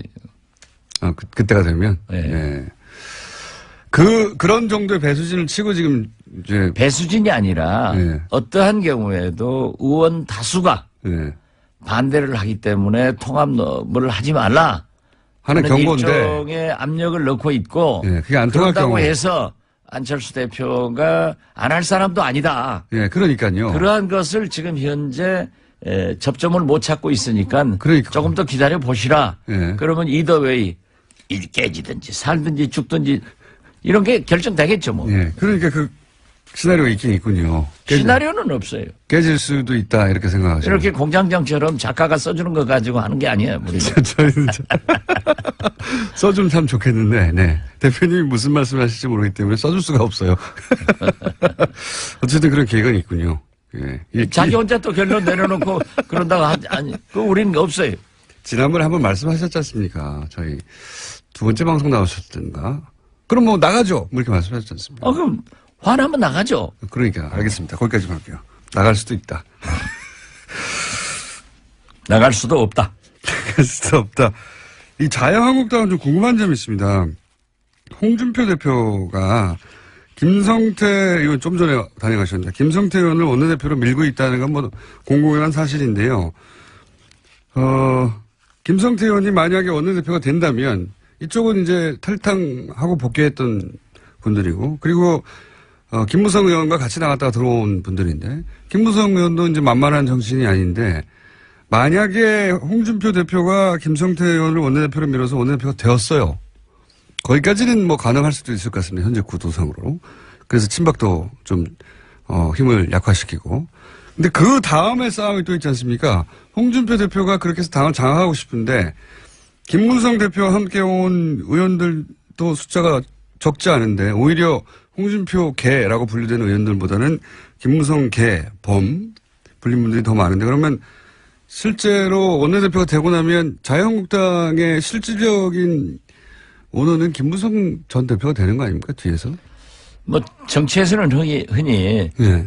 적의 적은 동지이다. 예. 그래서 일단 이제 합치죠. 예. 그렇기 때문에 홍준표 대표건 김무성 대표건 김성태 의원이건 일단 지금은 자기들이 이 친박계를 몰아낸다. 몰아내려고 예. 또 합친 거죠, 힘을. 몰아내지는 않을 망정 좀 약화시켜서 예. 순한 양으로 만들어가지고 데리고 예. 다니려고 하겠죠. 데리고 다니려고. 그렇지만은 또 친박은 친박대로 예. 자기들이 살아야 되기 때문에 예. 또 이렇게 서청원, 최경환 이런 식으로 계속 밀려가고 또 지금 그 사람들이 정권을 잡았던 사람들이라 예. 권력의 핵심에 있던 사람들이라 검찰에서 기념사진 찍을 사람들이 그쪽에 많잖아요. 문제도 많고. 예. 그렇기 때문에 보호 본능이 발동해서 뭉치겠죠. 우리가 홍준표한테 주거나 예. 검찰에 가서 주거나 청명해 주거나 한식에 주거나 예. 이 죽기는 마찬가지다. 예. 그러면 우리가 뭉쳐서 원내대표를 장악해가지고 예. 야당으로서의 자리매김을 하면은 권력에서도 우리를 어느 정도 보호하고. 못할 거고 예. 당내에서도 한다. 이런 것이 있겠죠. 예. 저는 이것이 예. 이 바른 자유한국당의 자유한국당의 잘못이라고 생각해요. 박근혜, 이명박 이러한 대통령과 함께 그러한 많은 적폐적 일을 했다고 하면은 한국당은 처절한 반성을 하고 국민 앞에 사죄를 해야 되고 잘못한 사람들은 책임을 져야 되는데 이걸 하지 않고 넘어가려고 하는 것이 잘못인데 어떻게 됐든 지금 현재로 보면은 홍준표는 세력이 없기 때문에 예. 또 명분상 친박을 쳐야 되기 때문에 예. 김무성 세력과 손을 잡을 거예요. 예. 손을 잡으면은 저는 이 홍준표 김무성 세력이 일단 손을 잡아서 예. 원내대표도 당내를 장악하리라. 예. 그렇게 보고 그 다음이 궁금합니다. 그 다음. 다음은 예. 그 다음은 이제 원래 이제 주인이 둘일 수는 없으니까. 그렇죠. 예. 그렇기 때문에 태양이 둘일 수 없으니까 예. 한국당의 태양이 누가 되느냐. 예. 그렇지만은 홍준표에게는 아무래도 한계가 있을 겁니다. 왜냐하면 대법원에 예. 계류된 상태가 지금 현재 아직 해결 안 그렇게 됐죠. 녹록지가 않은 것 같아요. 예. 왜냐하면 서청원은 홍준표의 녹음 테이프가 있다. 예. 이런 것들이 어떻게 작용을 할 것인가. 그러니까 홍준표는 문국현 씨하고 다르더라고요. 옛날에 문국현 씨는 조그만 당대표였지만 걸리니까는 그냥 싹 네. 없더래요. 다 포기했죠. 예. 결국은. 그래가지고 이해창 총재 밑으로 가서 원내 교섭단체 들어가서 이제 숨지기고 살았는데 홍준표는 역시 싸움꾼이라 네.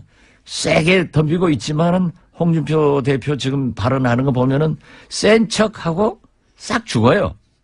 그런 거 보면은 그러면은 원내대표가 김성태 의원이 만약 된다면 그 다음은 뒤에서 홍준표와 김무성의 이제 헤게모니 싸움이 벌어질 텐데 결국은 헤게모니는 뒤에 있지만 김무성 쪽이 지게 될 것이다. 이렇게 전망하시는 겁니까? 원내대표도 지금 현재 예. 김성태 의원이 그런 정치 역학적으로 보면 될 것 같지만은 예. 또 친박이 얼마나 뭉칠지 모르다. 친박의 뭉침도 있지만은 중도 세력들이 많아요. 예. 이게 그래도 우리가 살아남기 위해서는 홍준표, 김무성, 친박 이게 싸워가지고 되겠느냐. 예. 그러니까 완충 지역으로 중도적 사람을 내세우자라고 해야 되니까 결국 누가 되려는지 그건 잘 모르겠어요. 예. 저는 차라리 중도적인 표방을 하는 사람이 되지 않을까 이렇게도 보는데요. 그리고 상당히 중진이 될 수도 있다 이렇게 보는데 저는 그렇게 봅니다. 그런데 나중에 되더라도 예. 그분이 원내대표가 되더라도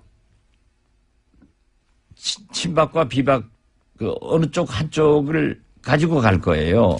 가면은 결국 홍준표, 김무성 싸움이 되는데 누가 이깁니까? 그런 거 잘 맞추시잖아요, 원래. 저는 누가 이긴다고 보지는 않아요. 이번만은. 왜냐하면 김무성이 여러 가지 생각을 할 겁니다. 또 노련한 분이기 때문에 내가 지금 나와서 나오지는 않겠지만. 아니 글쎄 예. 내가 지금 전면에 나서서 지배를 한다고 해서 지금 실력이 있느냐. 예. 내년 지방선거밖에 없단 말이에요. 예. 지방선거에 대해서는 누구도 지금 자신하지 못하고 있는 거예요. 그렇죠. 그러면 지방선거를 패배하면은 책임을 져야 된다는 거예요. 예. 우리 안철수 대표가 난 그것을 염려하는 거예요. 지방선거 패배는 불을 보듯 화난데 그 책임을 또 안 지고 또 갈 것이냐. 이건 아니거든요. 그렇기 때문에 김무성 대표는 그걸 생각할 겁니다. 그래서 지방선거 후에. 후에 진짜 선거인 총선 이때 전면에 나서서 공천권을 행사하고 재정비를 해가지고 당을 장악하려고 할 것이다. 대통령 선거에 한번 붙을 것이다. 또 한 번 나올 것이다.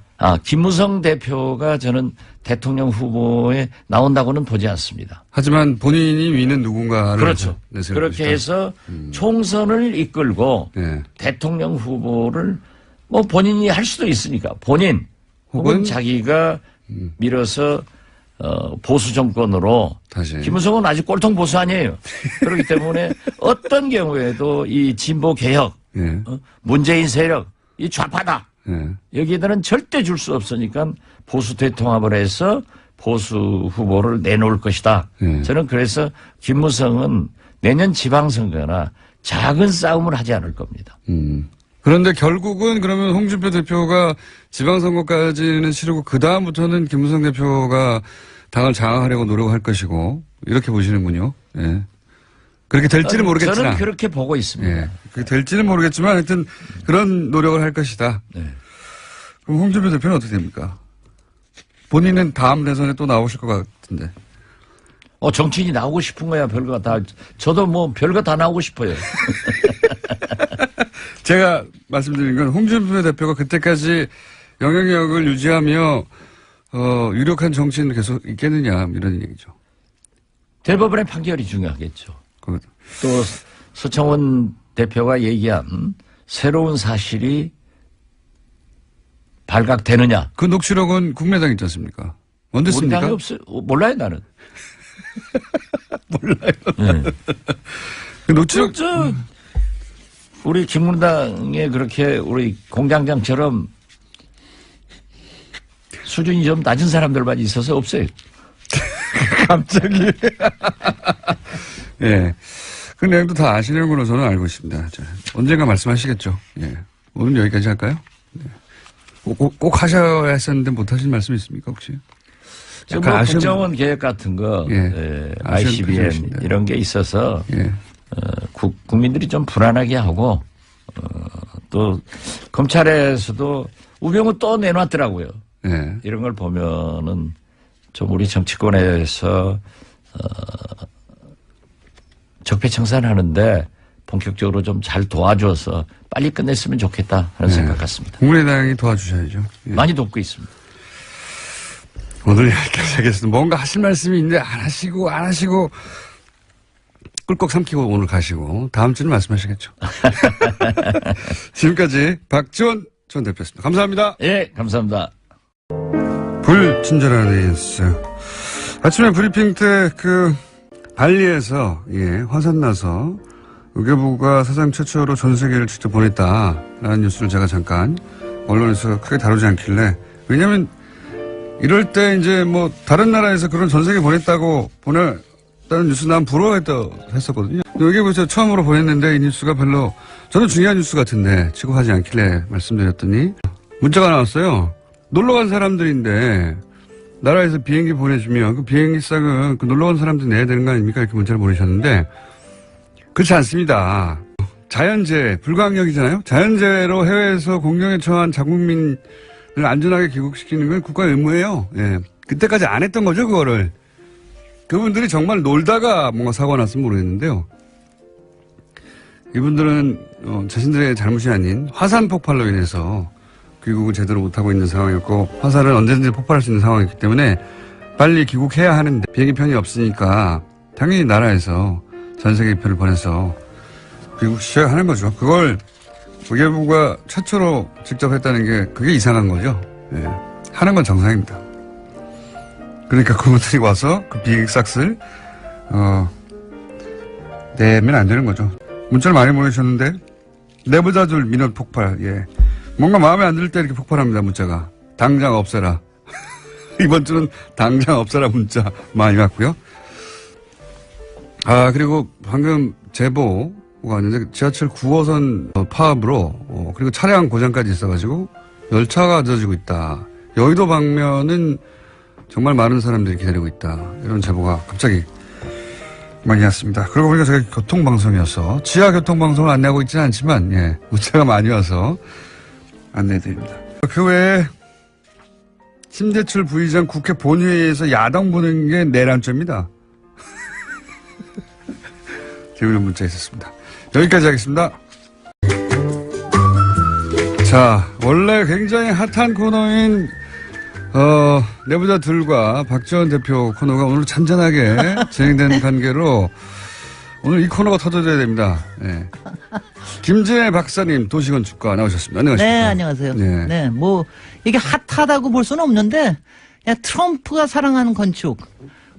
대한민국의 두 개 건축물 63타워와 롯데. 지난번에는 이제 트럼프 타워를 가지고 얘기를 했는데 오늘은 제2 롯데 타워 가지고 이제 얘기를 하니까. 그때 거론했던 타워들 롯데. 네. 두 번째 롯데. 근데 뭐에 꽂히셔서 그렇게 근사하다고 그랬을까요? 뭐가 워낙 높잖아요. 높은 거 좋아하는 거죠. 이거 뭐 남성들의 특징이기도 하죠. 미학적 관점에서 평가했다고는 보지 않고요. 예, 전혀. 관심 아마 보지도 않았을 거예요. 금빛 쓰면 좋아한대잖아요.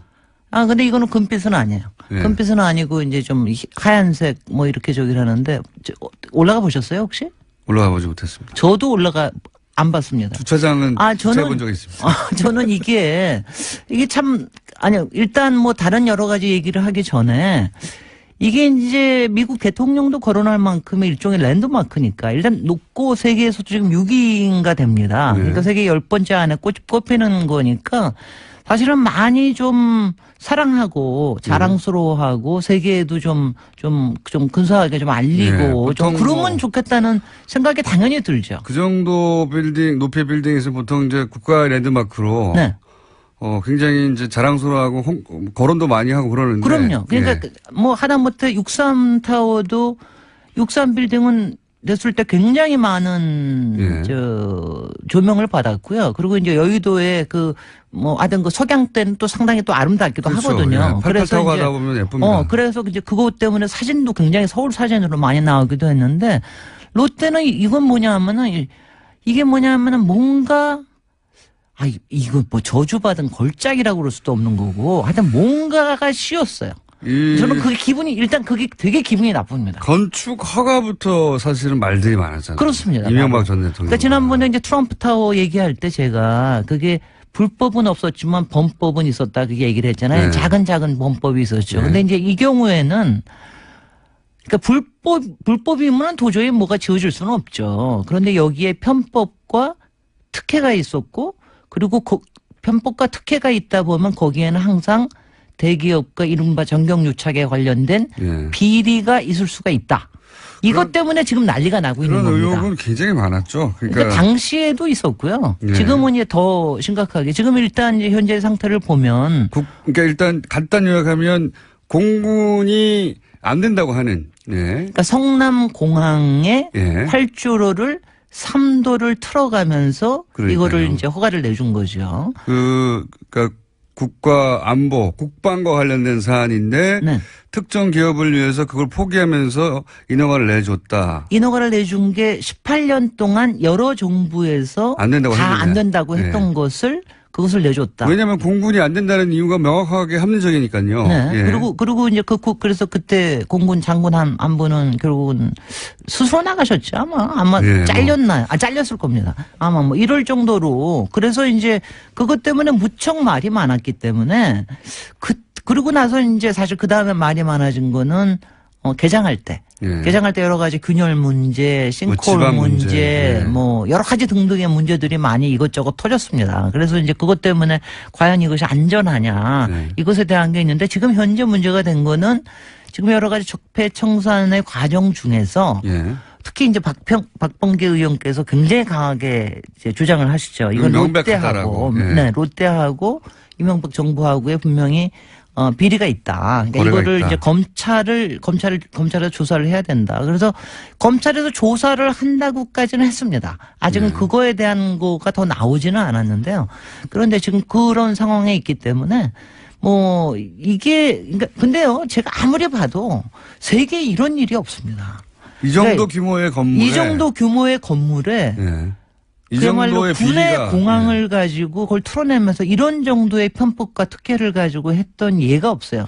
왜냐하면 아시다시피 100층 이상 건물쯤 되면 일단은 국가적으로 다 국민적 관심이 국가적 관심입니다. 예. 그러니까 여기에 관련돼 가지고는 굉장히 다 축복을 해주려고 좀 노력을 하는 엠파이어 편이에요. 스테이트 빌딩 보세요. 아직도 자랑으로 삼고 있잖아요. 100년 전에 지었는데 예. 정말 그거 아세요? 엠파이어 스테이트 빌딩도 거기도 한번 헬기는 아니고 당시에는 경량 비행기 부딪힌 적이 있었습니다. 아, 그래요? 한 60년대인가 그랬는데 그 중간에 그때는 이제 거기도 안개가 많이 끼는 데거든요. 예. 그래서 안개가 끼다가 한 번은 경비행기라고 그러죠. 경비행기가 충돌했는데. 중간에 충돌을 했는데 한 60몇 층쯤에 충돌을 했는데 그건 뭐냐 하면은 무너진 테러로 무너진 예. 그 월트레이드 타워. 트레이드 타워하고는 좀 달리 이거는 구조가 워낙 제가 튼튼해가지고. 100년 전에 그냥 석도로 지었잖아요. 그야말로 싸서 지은 겁니다. 물론 철근 콘크리트를 하긴 안 했지만 무너질 것 같아요. 딱 보면. 그러니까 하면은 옆에만 부서졌습니다. 그냥. 예. 부서졌는데 이제 그랬고요. 그러니까 그런 안전의 위험을 가지고 하기가 그렇게 쉽지가 않거든요. 근데 이제 특히 이거를 2009년에 허가를 받았는데 당시에 그 전후 해가지고 또 우리나라에도 한번 문제가 있었어요. 초고층에 헬기가 예. 부딪히는 문제가 있었거든요. 현대 그거는 역삼동인가 삼성동인가에서 부딪혔는데 그런 문제도 있고 그래서 굉장히 안전에 대한 문제가 심각할 때 이걸 내준 거예요. 민간 비행기도 아니고 공군기가 안 된다는데요. 아니 여기 비행기 전용기가 대통령 전용기가 뜨는 데입니다. 그리고 외국에서도 국빈들 오시면 여기 내리는데. 공군 기지인데. 아니 그러니까 이렇게 생각을 그러면 하시면 이제 당연히 이렇게 생각하는 사람들은 그럼 그걸 해주고 그러면 그 거래 대가는 뭐야? 글쎄. 이렇게 생각하게 되는 거죠. 네. 예. 그러니까 이제 그 중에서도 또 하나가 아주 이제 심각하게 이게 3도만 틀었어요. 예. 이제 활주로를 3도를 틀어가지고 거리를 조금 더 확보를 했는데 그 거리조차도 미국의 기준에 의하면은 좀 짧습니다. 그런데 그 전에도 사실은 노무현 대통령도 상당히 좀 이걸 좀 어떻게 해줘 보려고 노력을 예. 했었어요. 예. 그래서 그거를 갖다가 7도를 트는 안으로 가지고 했습니다. 여러 가지 검토를 했다고 들었습니다. 7도를 틀었는데 그때도 공군에서 반대를 했기 때문에 결국은 예. 못 해주겠다 이거는 아니, 뭐 이렇게 얘기를 한 거고요. 공군이 국방을 이유로 네. 안보 문제를 이유로 안 된다고 하면 네. 대통령이 그거 뭉갤 수가 없어요. 당연히. 그래서 다 안 됐던 건데. 그래서 그때도 안이 뭐였냐면 10도를 트는 안을 가져왔습니다. 네. 그러니까 10도를 트겠다면 조금 더 안전할 거 아니겠어요? 근데 10도를 트는 거하고 3도를 트는 안하고 이걸 이제 어차피 비용은 롯데가 내는데 이게 1조 2천억 원 차이가 납니다. 그러니까 1조 2천억 원을 롯데가 또 세이브했군요. 그냥 세이브를 한 거죠. 그러니까 그 1조 2천억 원 정도를 세이브를 했다면 틀려면은 또 10도 정도 틀면 좀 더 나았을 텐데 그것도 좀 틀고 말았군요. 돈 아니요, 때문에. 10도를 틀면은 엄청나게, 그러니까 그게 한 거의 2조쯤 됐고요. 3도를 틀면은 한 9천억 원인가 뭐 이렇게 해가지고. 그래서 거기서 또 1조 이상을. 거기서 1조 이상을 또 남긴 겁니다. 아하. 그러니까 그런 정도쯤 되면은 뭐가 야류가 없지는 않았을 수 있다는 느낌이 아니라 확신이 드는 거죠. 그러니까 그런 생각이 근데 뭐 때문에 그렇게 해줬을까 도대체. 더군다나 네. 돈 때문이죠. 돈 때문에. 대통령이 당선되고 난 다음에 첫 해에 벌써 검토가 시작이 됐습니다. 1년 만에 허가를 내줬거든요. 그때 당시 되자마자 대기업들은요 그동안의 민원들 네. 꼭 해결하고 싶은데 해결하지 못했던 민원들을 다 들고 갔다는 얘기가 있어요. 글쎄요. 예. 그래서 특히 롯데하고의 관계는 굉장히 많이 특이했죠. 이거 당선자 시절에 롯데, 시내에 있는 롯데 호텔에 예. 뭐 몇 층을 한 층을 다 뭐 썼다고 그러기도 하고 롯데 호텔은 왜 무슨 일만 있으면 롯데 호텔 얘기가 나오는 겁니까? 김어준 부장장도 롯데 호텔 좋아하시잖아. 뭐 하면 롯데 호텔로 날아갔다 뭐가 이런 얘기 잘 저는 하시잖아. 거기 가서 뷔페 먹은 일밖에 없어요. 올라가 본 적은 없어요. 아니 근데 네. 롯데라는 이름이 네. 솔직히는 박정희 때부터 해가지고 전두환 김영삼, 이명박까지 그리고 지금 박근혜 때까지 네. 안 낀 적이 없습니다. 솔직히 모든 편법과 특혜와 그리고 그 뒤에 있을지 모르는 또 다른 비읍자가 항상 결부되어 있는 거예요. 근데 이게 솔직히는 저는 제가 트위터에도 그렇게 날렸지만, 신격호 회장과 이명박 대통령이 둘이 합작으로 만든, 괴물이라고 생각은 저는 하는데, 이렇게 신격호 회장이 한 30년 동안 100층 이상을 짓고 싶어 했거든요. 그래서 롯데는 네. 여기뿐만이 아닙니다. 다른 데도, 부산에도 지금 부산시청 했던 땅을 사가지고 거기에도 100층 이상 짓겠다고 계획을 갖고 있었고요. 이게 처음으로 이제 저희가 된 거죠. 근데 100층 이상을 짓고 나니까 항상 이런 거 짓고 나면은 저주가 생긴다는 얘기를 하냐. 바벨탑의 저주라고 그럴까? 이런 게 생긴다. 롯데 지금 무너지고 있는 거 보세요. 많이 여러 가지 무너지잖아요. 그 비리 문제는 네. 예. 비리 의혹 문제는 이제 정치권에서 다룰 문제고 네. 혹시 건축학적으로 평가하면 어떻습니까? 일단은 안전 문제에 있어서 네. 지금 지진이나 이런 것 때문에 많이 걱정하시고 그랬는데 네. 저는 솔직히는 월드 트레이드 센터 같은 그런 항공 사건 빼놓고는 네.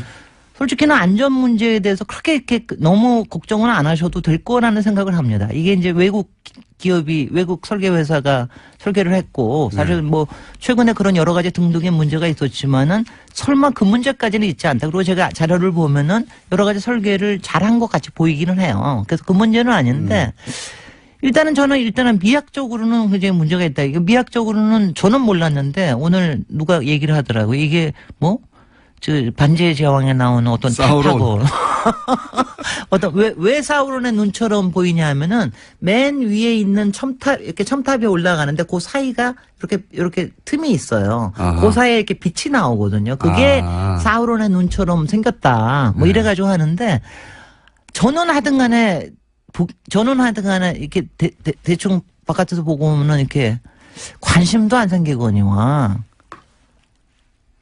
그냥 되게 고개를 돌리고 갑니다. 아니 보고 싶어야 되는데 이런 거는 사실은 그잖아요. 뭐랄까요? 안타까운 일이죠. 그게 굉장히 안타까워요. 이 정도 높이와 이 정도 건축이 그렇게 이제 부패를 염두에 두고 바라보게 된다는 것은 네. 굉장히 안타까운 일이죠. 앞으로도 계속 그럴 테니까요. 그러니까 이명박 대통령이 사실은 남긴 건축물이라는 게 별로 없는데 이거에 대한 저주를 좀 남기는 게 아닌가 하는 생각이 들어요. 왜냐하면 굉장히 안 좋은 겁니다. 그러니까 이게 그러니까 사람들이 솔깃하게 뭔가를 흔쾌하게 얘기하기가 굉장히 어려운 거예요. 말하자면은. 그러니까 말씀하셨듯이 뒤에 야로가 있을까봐. 네. 근데 이제 야로라고 하니까 사람들이 이제 문자를 많이 했어요. 뭐 속어다, 뭐 전문 용어다 그런 말 쓰지 말라. 네. 순우리말입니다. 네. 일본 말도 아니고요. 네. 속어도 아니고 순우리말이에요. 근데 아니, 근데- 어감이 이상해가지고. 아니 근데 찾아보시면은 야로와 야료가 있는데 저는 야로로 얘기한 거고요. 그러니까 이거는 우리말입니다. 저는 여기까지 해드리겠습니다. 네. 김질 박사님이었습니다. 예, 감사합니다. 안녕. 안녕. 특검팀이 밝힌 바입니다. 그러면서 특검팀에서는 안전비서관을 증인으로 신청했습니다. 이건 아마 그래서 숨겼겠죠. 뭐 왜 숨겼다고 저는 생각하냐면 나머지 했다고 하는 장소들은 개소식 센터의 개소식 창조경제인가요? 예. 창조경제혁신센터 개소식에서 한 번 개소식. 만났습니다. 그리고 여기는 공식적인 자리란 말이죠. 나머지는 청와대. 뭐 이래서 이것만 가지고 공식적인 면담이었다라고 주장하려고 했던 게 아닐까. 이번에는 별도 독대를 안 가해서 했다는 건데 그래서 숨겼던 걸까. 이유는 잘 모르겠어요. 어쨌든 만났던 걸 숨겨오다가 한 번 더 인정하게 된 겁니다. 예. 네, 안전비서관 같은 경우에는 자신이 직접 이재용 부회장을 안내했기 때문에 명확하게 기억한다 이렇게 진술했다는 거거든요. 관련해서는 다음 달 18일에 재판 증인으로 나온다고 합니다. 그때 이제 이재용 부회장이 그때 안 했다고 그랬거든요. 뭐 굳이 3번 만났는데 4번째 만나는 걸 안 했다고 말할 필요가 없는데 이때는 안가에서 독대했기 때문이 아닐까? 뭐 이런 생각을 하긴 합니다만 모르겠습니다. 도대체 이들은 무슨 생각하라고 그 바로 직전의 만남은 아마 전후에 그때 만났다고 하면 설명이 안 되는 시나리오가 있었겠죠. 네, 그게 뭔지는 모르겠어요. 예, 뭔지는 모르겠는데 특검은 이때 만났다고 주장했었죠. 법원은 계속해서 주장했습니다. 법원에서는 인정 안 했는데 이번에는 이제 특검이 파악했던 대로 그 전에도 만났다는 게 이제 추가 증거가 나왔기 때문에요. 이런 진술들이 좀 힘을 얻고 있는 겁니다. 대부분의 뉴스를 제가 비슷하게 추정할 수 있는데 잘 모르겠네요, 이거는. 게다가 국세청이 왜 하필 12월 9일 예, 직후예요. 네. 네, 12월 9일이면 탄핵안이 가결된 날인데 날입니다. 예. 가결된 당일날 국세청이 갑자기 세무조사했다는 것도 예, 당일까지는 아니고 그 직후라고 나오는데 아무튼 그 시점입니다. 그게 이상하네요. 혹시 미리 국세청이 한번 훑어보고 이런 걸 조심하라고 이런 걸 대비하라고 하려고 그런 건가요? 뭔지 모르겠습니다. 특이한 시점입니다. 굉장히 후속 지적이 있어야 될 것 같은 사안이고요. 다음 뉴스는요? 네, 국정원의 댓글 공작 혐의 등으로 구속된 이종명 전 3차장도 법원에 구속적부 심사를 청구했습니다. 이 전 차장에 대한 구속적부심이 오늘 열리는데요. 신광열 부장판사가 맡고 있는 서울중앙지법 형사합의 51부가 심리를 진행합니다. 이곳은 김관진 전 장관과 윤관빈 전 실장이 구속적부심을 담당했던 곳입니다. 야, 예. 국방부 전 장관과 국방부 전 실장, 사이버 사령부 댓글 공작, 총 책임자 2분은 석방이 됐고, 이제 국정원의 댓글 공작, 책임자들이 구속적부심을 똑같은 곳에 신청했어요. 청구했어요. 이 3차장은 핵심 혐의가, 외부에 네, 일종의 양지회라고 말씀드린 적이 있는데요. 오비들, 국정원 오비들을 활용한 국정원 댓글 작업에 수십억을 지급했다. 거기 책임자거든요. 예. 네, 그래서 지난달 18일에 영장이 나왔는데요. 영장 발부 사유는 이렇습니다. 범죄 혐의가 소명되고 증거인멸의 염려가 있어서 구속의 사유와 필요성이 인정된다라는 거였습니다. 신광열 부장판사가 과연 이 정도 상황에서 국정원 차장까지, 국정원 3차장이면 원세훈 바로 아래란 말이죠. 그렇죠. 예. 네. 원세훈 이미 이렇게 수감돼 있으니까요. 3년이 네, 거긴 확정돼. 이미 형이 확정됐습니다. 거긴 확정됐으니까요. 그러면 지금 3차장이, 국정원장을 제외하고는 댓글 공작의 최고 책임자급인데, 지금 국방부 전 장관을 석방하자 상관이 석방되는데 그 지시를 따랐을 뿐인 부하는 석방하지 않을 수 없어서 말하자면 석방됐다고 치면 여기서 마찬가지가 될 것 같기도 한데 어떻게 될까. 신광열 부장판사가 사이버 사령부는 최고 책임자들을 석방했고 이제 국정원 쪽도 남아있는 특히 오비들, 예. 국정원 은퇴한 사람들 중심으로 꾸렸던 외곽팀에 지급한 돈 혹은 지시한 혐의 이거 가지고 구속된 사람 분인데 어떻게 될까요? 네, 이르면 오늘 안, 느리면 내일 결정이 됩니다. 예, 내일 또 이정열 부장판사하고 다시 한번 연결할 가능성이 있을 수 있겠네요. 예. 만약에 석방이 된다면 제가 할 말이 많습니다. 예, 석방이 안 되기 때문에. 예. 대기 중입니다. 네. 참. 다음 뉴스는요. 네, 이명박 정부 시절 유익 당시 청와대 비서 자원외교 실패 혹은 자원외교 의혹 사건인데 그 손해를 본 그 하베스트 회사가 캐나다에 있는 거고요. 예. 그때 그 거래 은행이 또 로얄 뱅크 오브 캐나다라는 곳인데 저 뉴스공장에서 몇 주째 다루고 있는 농협 210억 투자 사건 그 사기 사건의 거래 은행도 똑같은 로얄 뱅크 오브 캐나다예요. 예. 캐나다 쪽으로 이명박 전 대통령 시절 그런 돈이 사라지는 의혹이 많았고 의혹 사건이 많았고 은행도 같은 은행이고 원세훈 국장도 캐나다로 그 택할비를 빼돌린 의혹이 있다라고 저희가 주장해 왔습니다. 네. 지금은 이제 그 미국으로 왜냐하면 계좌가 나왔으니까요. 미국으로 건너간 특활비에 대한 의혹이 이제 제기돼서 아마 수사가 진행되고 있는 것 같은데. 네, 어제 압수수색했는데요. 강남 사무실과 원세훈 전 원장이 수감 중인 서울구치소 수용실에서 압수수색 진행됐습니다. 그래서 회계장부와 자료 그리고 개인 메모 등이 확보됐다라고 합니다.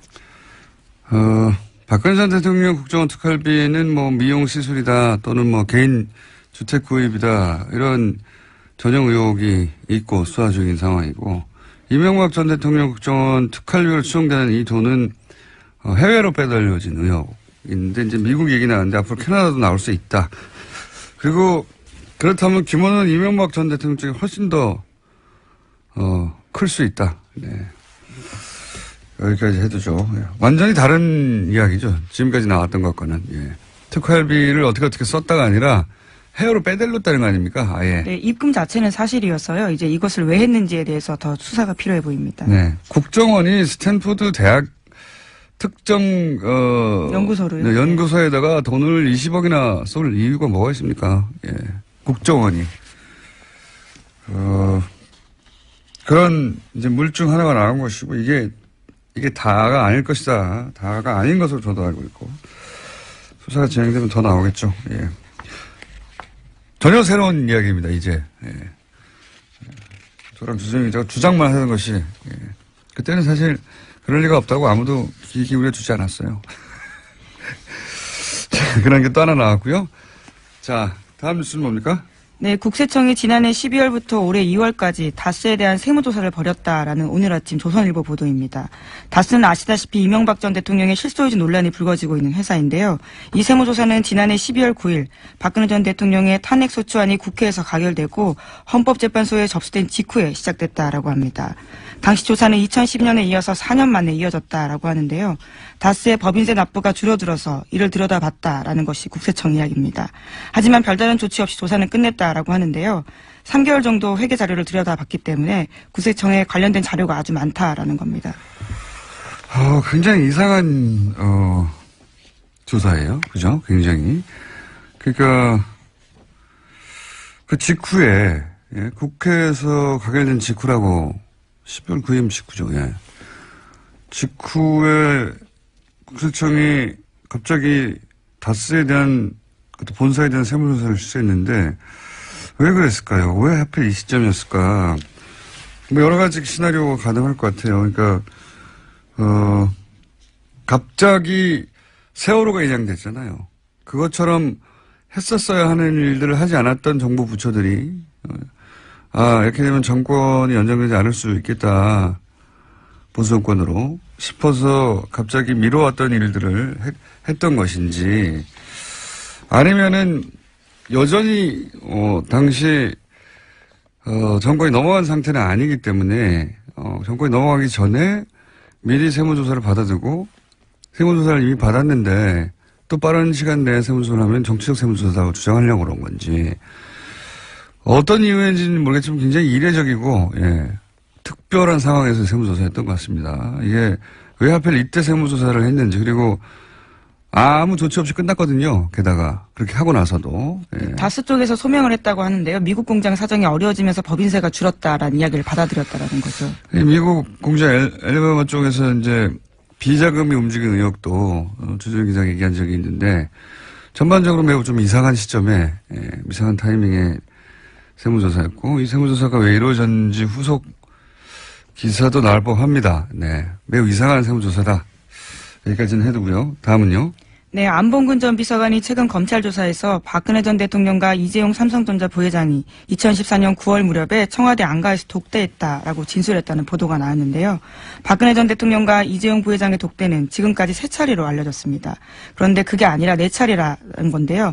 어제 열린 이재용 부회장의 항소심 재판에서 자, 그래서 그러면 월화사에서도 주요한 뉴스 중에 언론이 많이 다룬 거는 김관진. 맞습니다. 인관진. 제가 쭉 훑어봤는데, 네, 그거가 가장 이제, 크게. 예, 김관진, 임관빈, 지난 주 후반에 이제 잇따라 석방되는 과정 속에서 주말 또 월요일까지 일부 언론, 그러니까 주요 보수 언론이죠. 그 속에서 논란을, 포함해서. 예, 엄청나게 보도가 확산됐고. 죄 없는 사람이 이제 풀려났다는 식의 보도가 네네.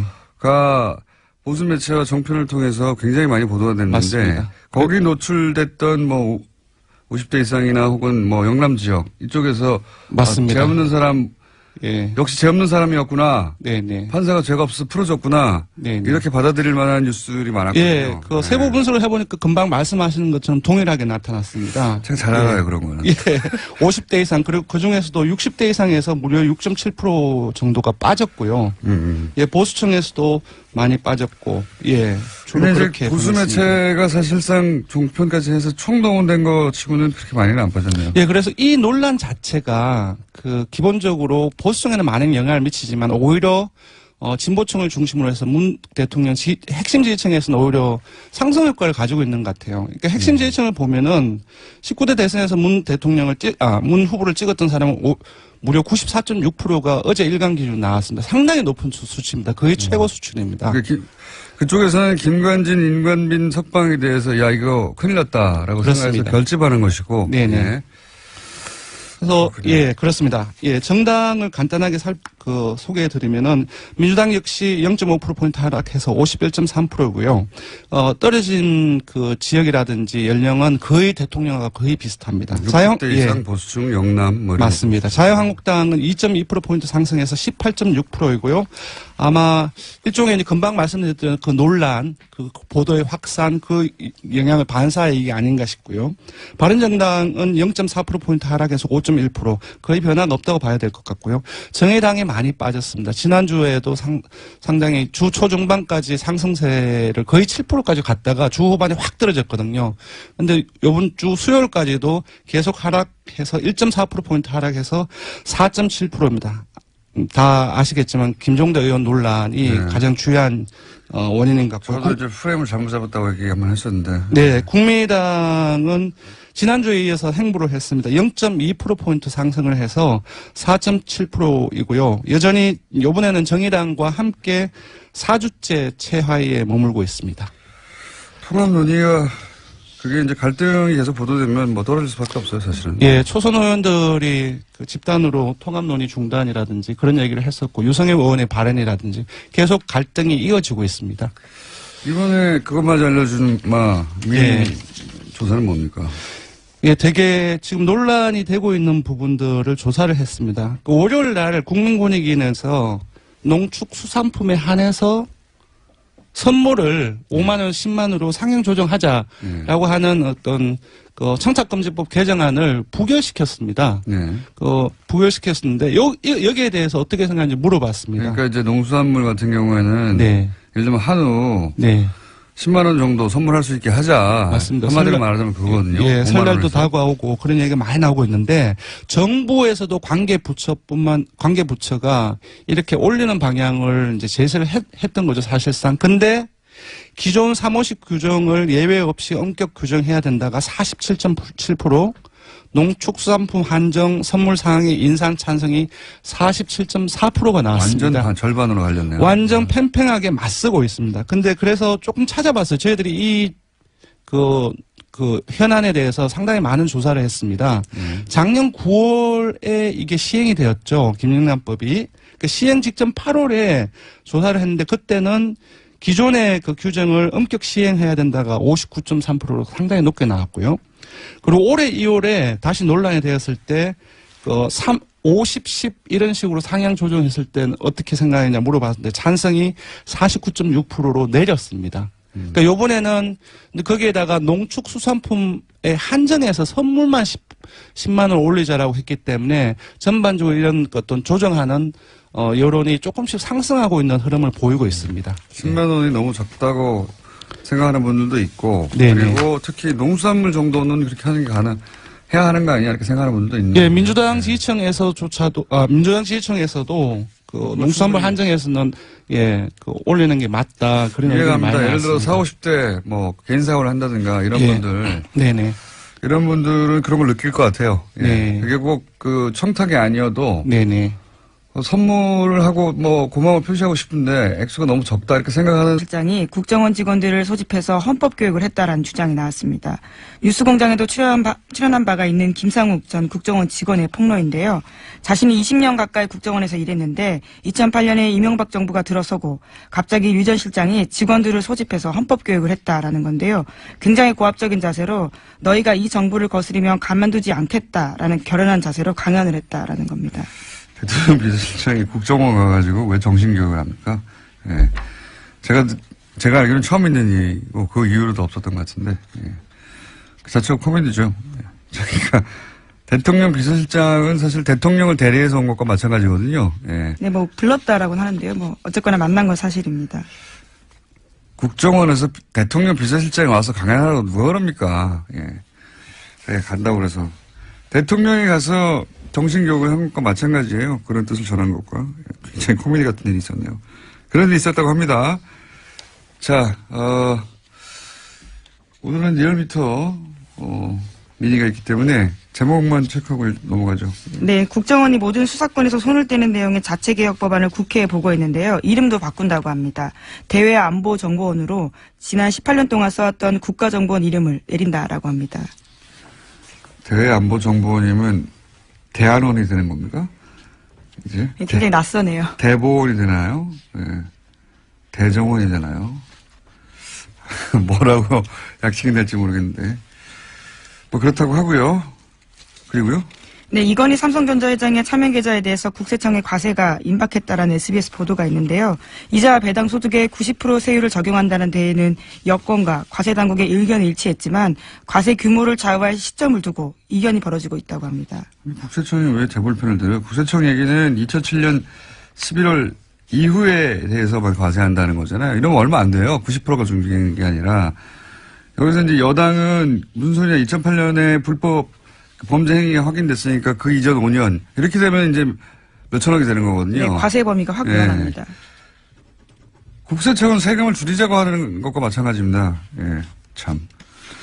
그런 일이 있습니다.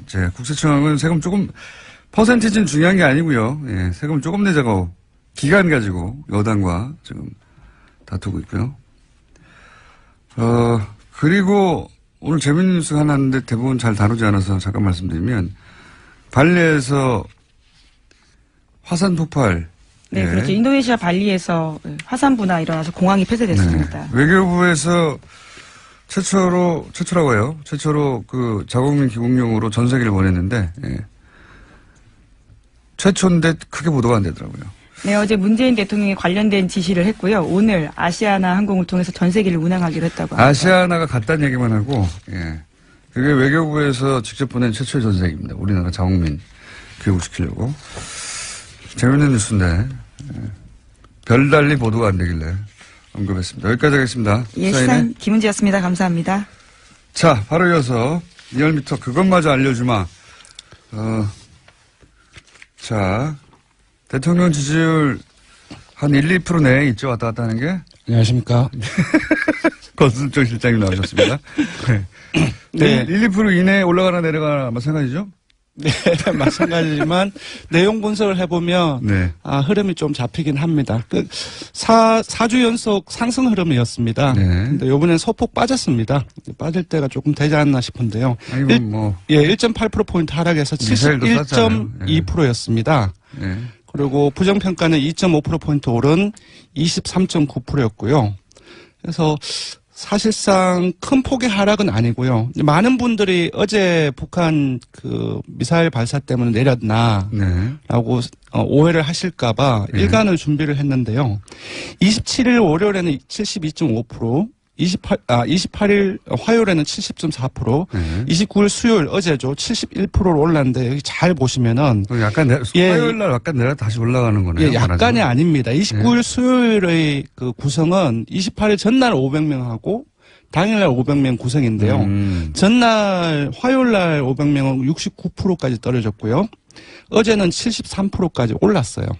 그래서 미사일 이제 조금 더 며칠 더 봐야 되겠지만 어제는 73%로 올랐고 500명 화요일 날, 화요일 날은 70%대로 70% 69% 69.4%로 내렸습니다. 그래서 그럼 이제 9월 통합을 화요일 하면은 무슨 일이 29일 있었죠? 일간 집기가 71%인데 네. 네, 이렇게 분리해서를 보면 기본적으로 어제 그 나왔던 그 하루에 영향을 미쳤던 부분들은 사실상 탄도미사일이 그게 아니군요. 이 빠진 것은 오히려 그 원인이 탄도미사일 아니었다는 발사되고 거죠. 나서는 올라갔네요. 그렇습니다. 며칠 더 봐야 되겠지만 어제는 오히려 올라갔습니다. 안녕하세요, 김호준입니다. OECD 한국 최저임금 법인 세율 인상 우려. 어제자 조선일보 경제면 기사 제목입니다. OECD가 한국의 최저임금과 법인세 인상을 우려하며 노동개혁을 촉구했는데 국제기구가 정부 정책 방향을 조목조목 비판한 것은 이례적이다. 기사 내용입니다. 이런 보고서는 건조한 분석만 하기 마련인데 특정 정부의 특정 정책을 조목조목 비판했다. 그런데 그런 소식을 전하는 게 조선일보다. 그래서 보고서를 찾아봤습니다. 아니었습니다.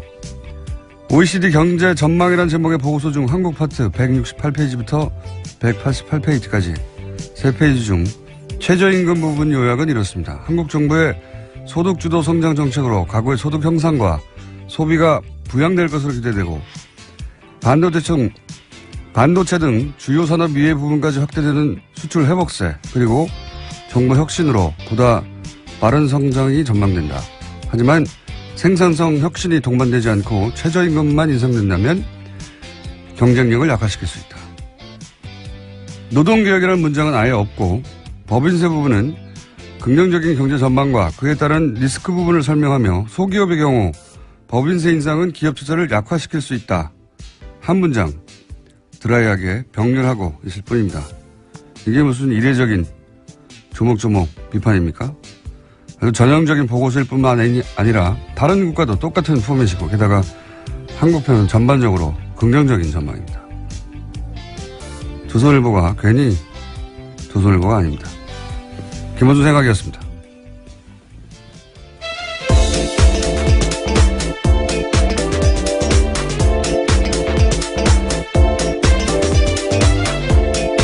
시사인의 김은지입니다. 이런 거 안 쳐다볼 거라고 생각하나 봐요. 그래도 굉장히 꼼꼼하게 찾아보셨네요. 저는 다 쳐다봅니다. 궁금해가지고. 그래? 그럴 수도 있고 아닐 수도 있잖아요. 예. 그런데 이제 이례적이다. 뭐 이렇게 해서 특히 해외에 나온 보고서나 해외 기사나 해외 사례 얘기하면 다 찾아봅니다. 저는. 예. 전혀 사실과 다르다. 예. 훌륭하다. 조선일보. 예. 자, 첫 번째 뉴스는 뭡니까? 네, 원세훈 전 국정원장이 특수활동비를 해외로 빼돌린 정황이 포착됐다라는 건데요. 검찰이 수사에 나섰습니다. 검찰은 국정원이 2011년 말에서 2012년 초 특활비 200만 달러를 미국 스탠포드 대학으로 송금한 과정 등에 대해서 자료를 넘겨받아서 검토하고 있다라고 하는데요. 이와 관련해서는 국정원 기조실 관계자들에 대한 진술도 확보했다라고 합니다. 원 전 원장의 지시로 200만 달러를 송금했다라는 건데요. 뿐만 아니라 현지의 주택을 구입할 목적 등으로 특활비를 추가로 빼돌렸다라는 의혹도 검찰이 수사하고 있습니다. 원세훈 전 국정원장 특수활동비 해외 유출 그리고 착복 의혹에 대해서는 사실 주준희 기자하고 제가 오래전부터 의혹이 있다고 제기해왔던 바 또 JTBC가 특종을 네, 어릴 때부터 얘기하는데 영화로도 만들었어요, 사실. 영화에 일부 들어있는데. 제가 대략 알고 있는 사연이 이렇습니다. 원수현 원장이, 말하자면 은퇴를 대비해서 스탠포드 대학에 그 1년인가 연구원으로 있었던 적이 있거든요. 그때 아마 마음에 들었나 봐요. 2006년이었습니다. 예, 그게 마음에 들었나 봐요. 예, 날씨도 좋잖아요, 거기가. 그래서 거기에 돈을 내고, 일종의 거점을 만들어서, 예, 연구원 자격으로 이후 본인의 활동 거점으로 계속 삼으려고 했던 그런 구상이 있었나 봐요. 예, 그래서 그쪽으로 돈을 빼돌렸다. 예. 이거 하나 하고 어제 이제 JTBC 보도는 안 나왔는데 캐나다에 가족이 있습니다. 네. 가족이 있기도 있는데 그 캐나다 쪽으로도 이 빼돌린 의혹을 주장한 바 있습니다. 저희가 의혹이 있다고. 그리고 이렇게 돈을 빼돌리는 과정에 외교 행랑을 이용하기도 했다 하는 제보가 있었기 때문에 저수지 게임이라고 저희가 예. 지나간 다음에 자꾸 언급하게 되는데 그 영화에서도 내용이 일부 나옵니다. 원세훈 원장이 그럴 때 수행하는 국제원 직원들은 두고 혼자서 캐나다를 넘어갔다 왔다. 네, 이런 얘기도 저희가 했었고요. 그리고 이제 빼돌린 특활비가 혼자 다 착복한 것이냐, 이명박 전 대통령에도 가지 않았을까 하는 그런 의혹. 네, 또 주진우 사실은- 기자가 자신의 책에도 그런 네. 내용을 썼던 걸 기억하는데요. 네, 따져봐야 하고요. 게다가 이제 캐나다에 계속 주목하는 이유는 대표적인 자원외교 의혹 중에 하나인 그 하베스트 인수. 그건 하나로 뭐 2조 이상 손해를 본 가장 대표적인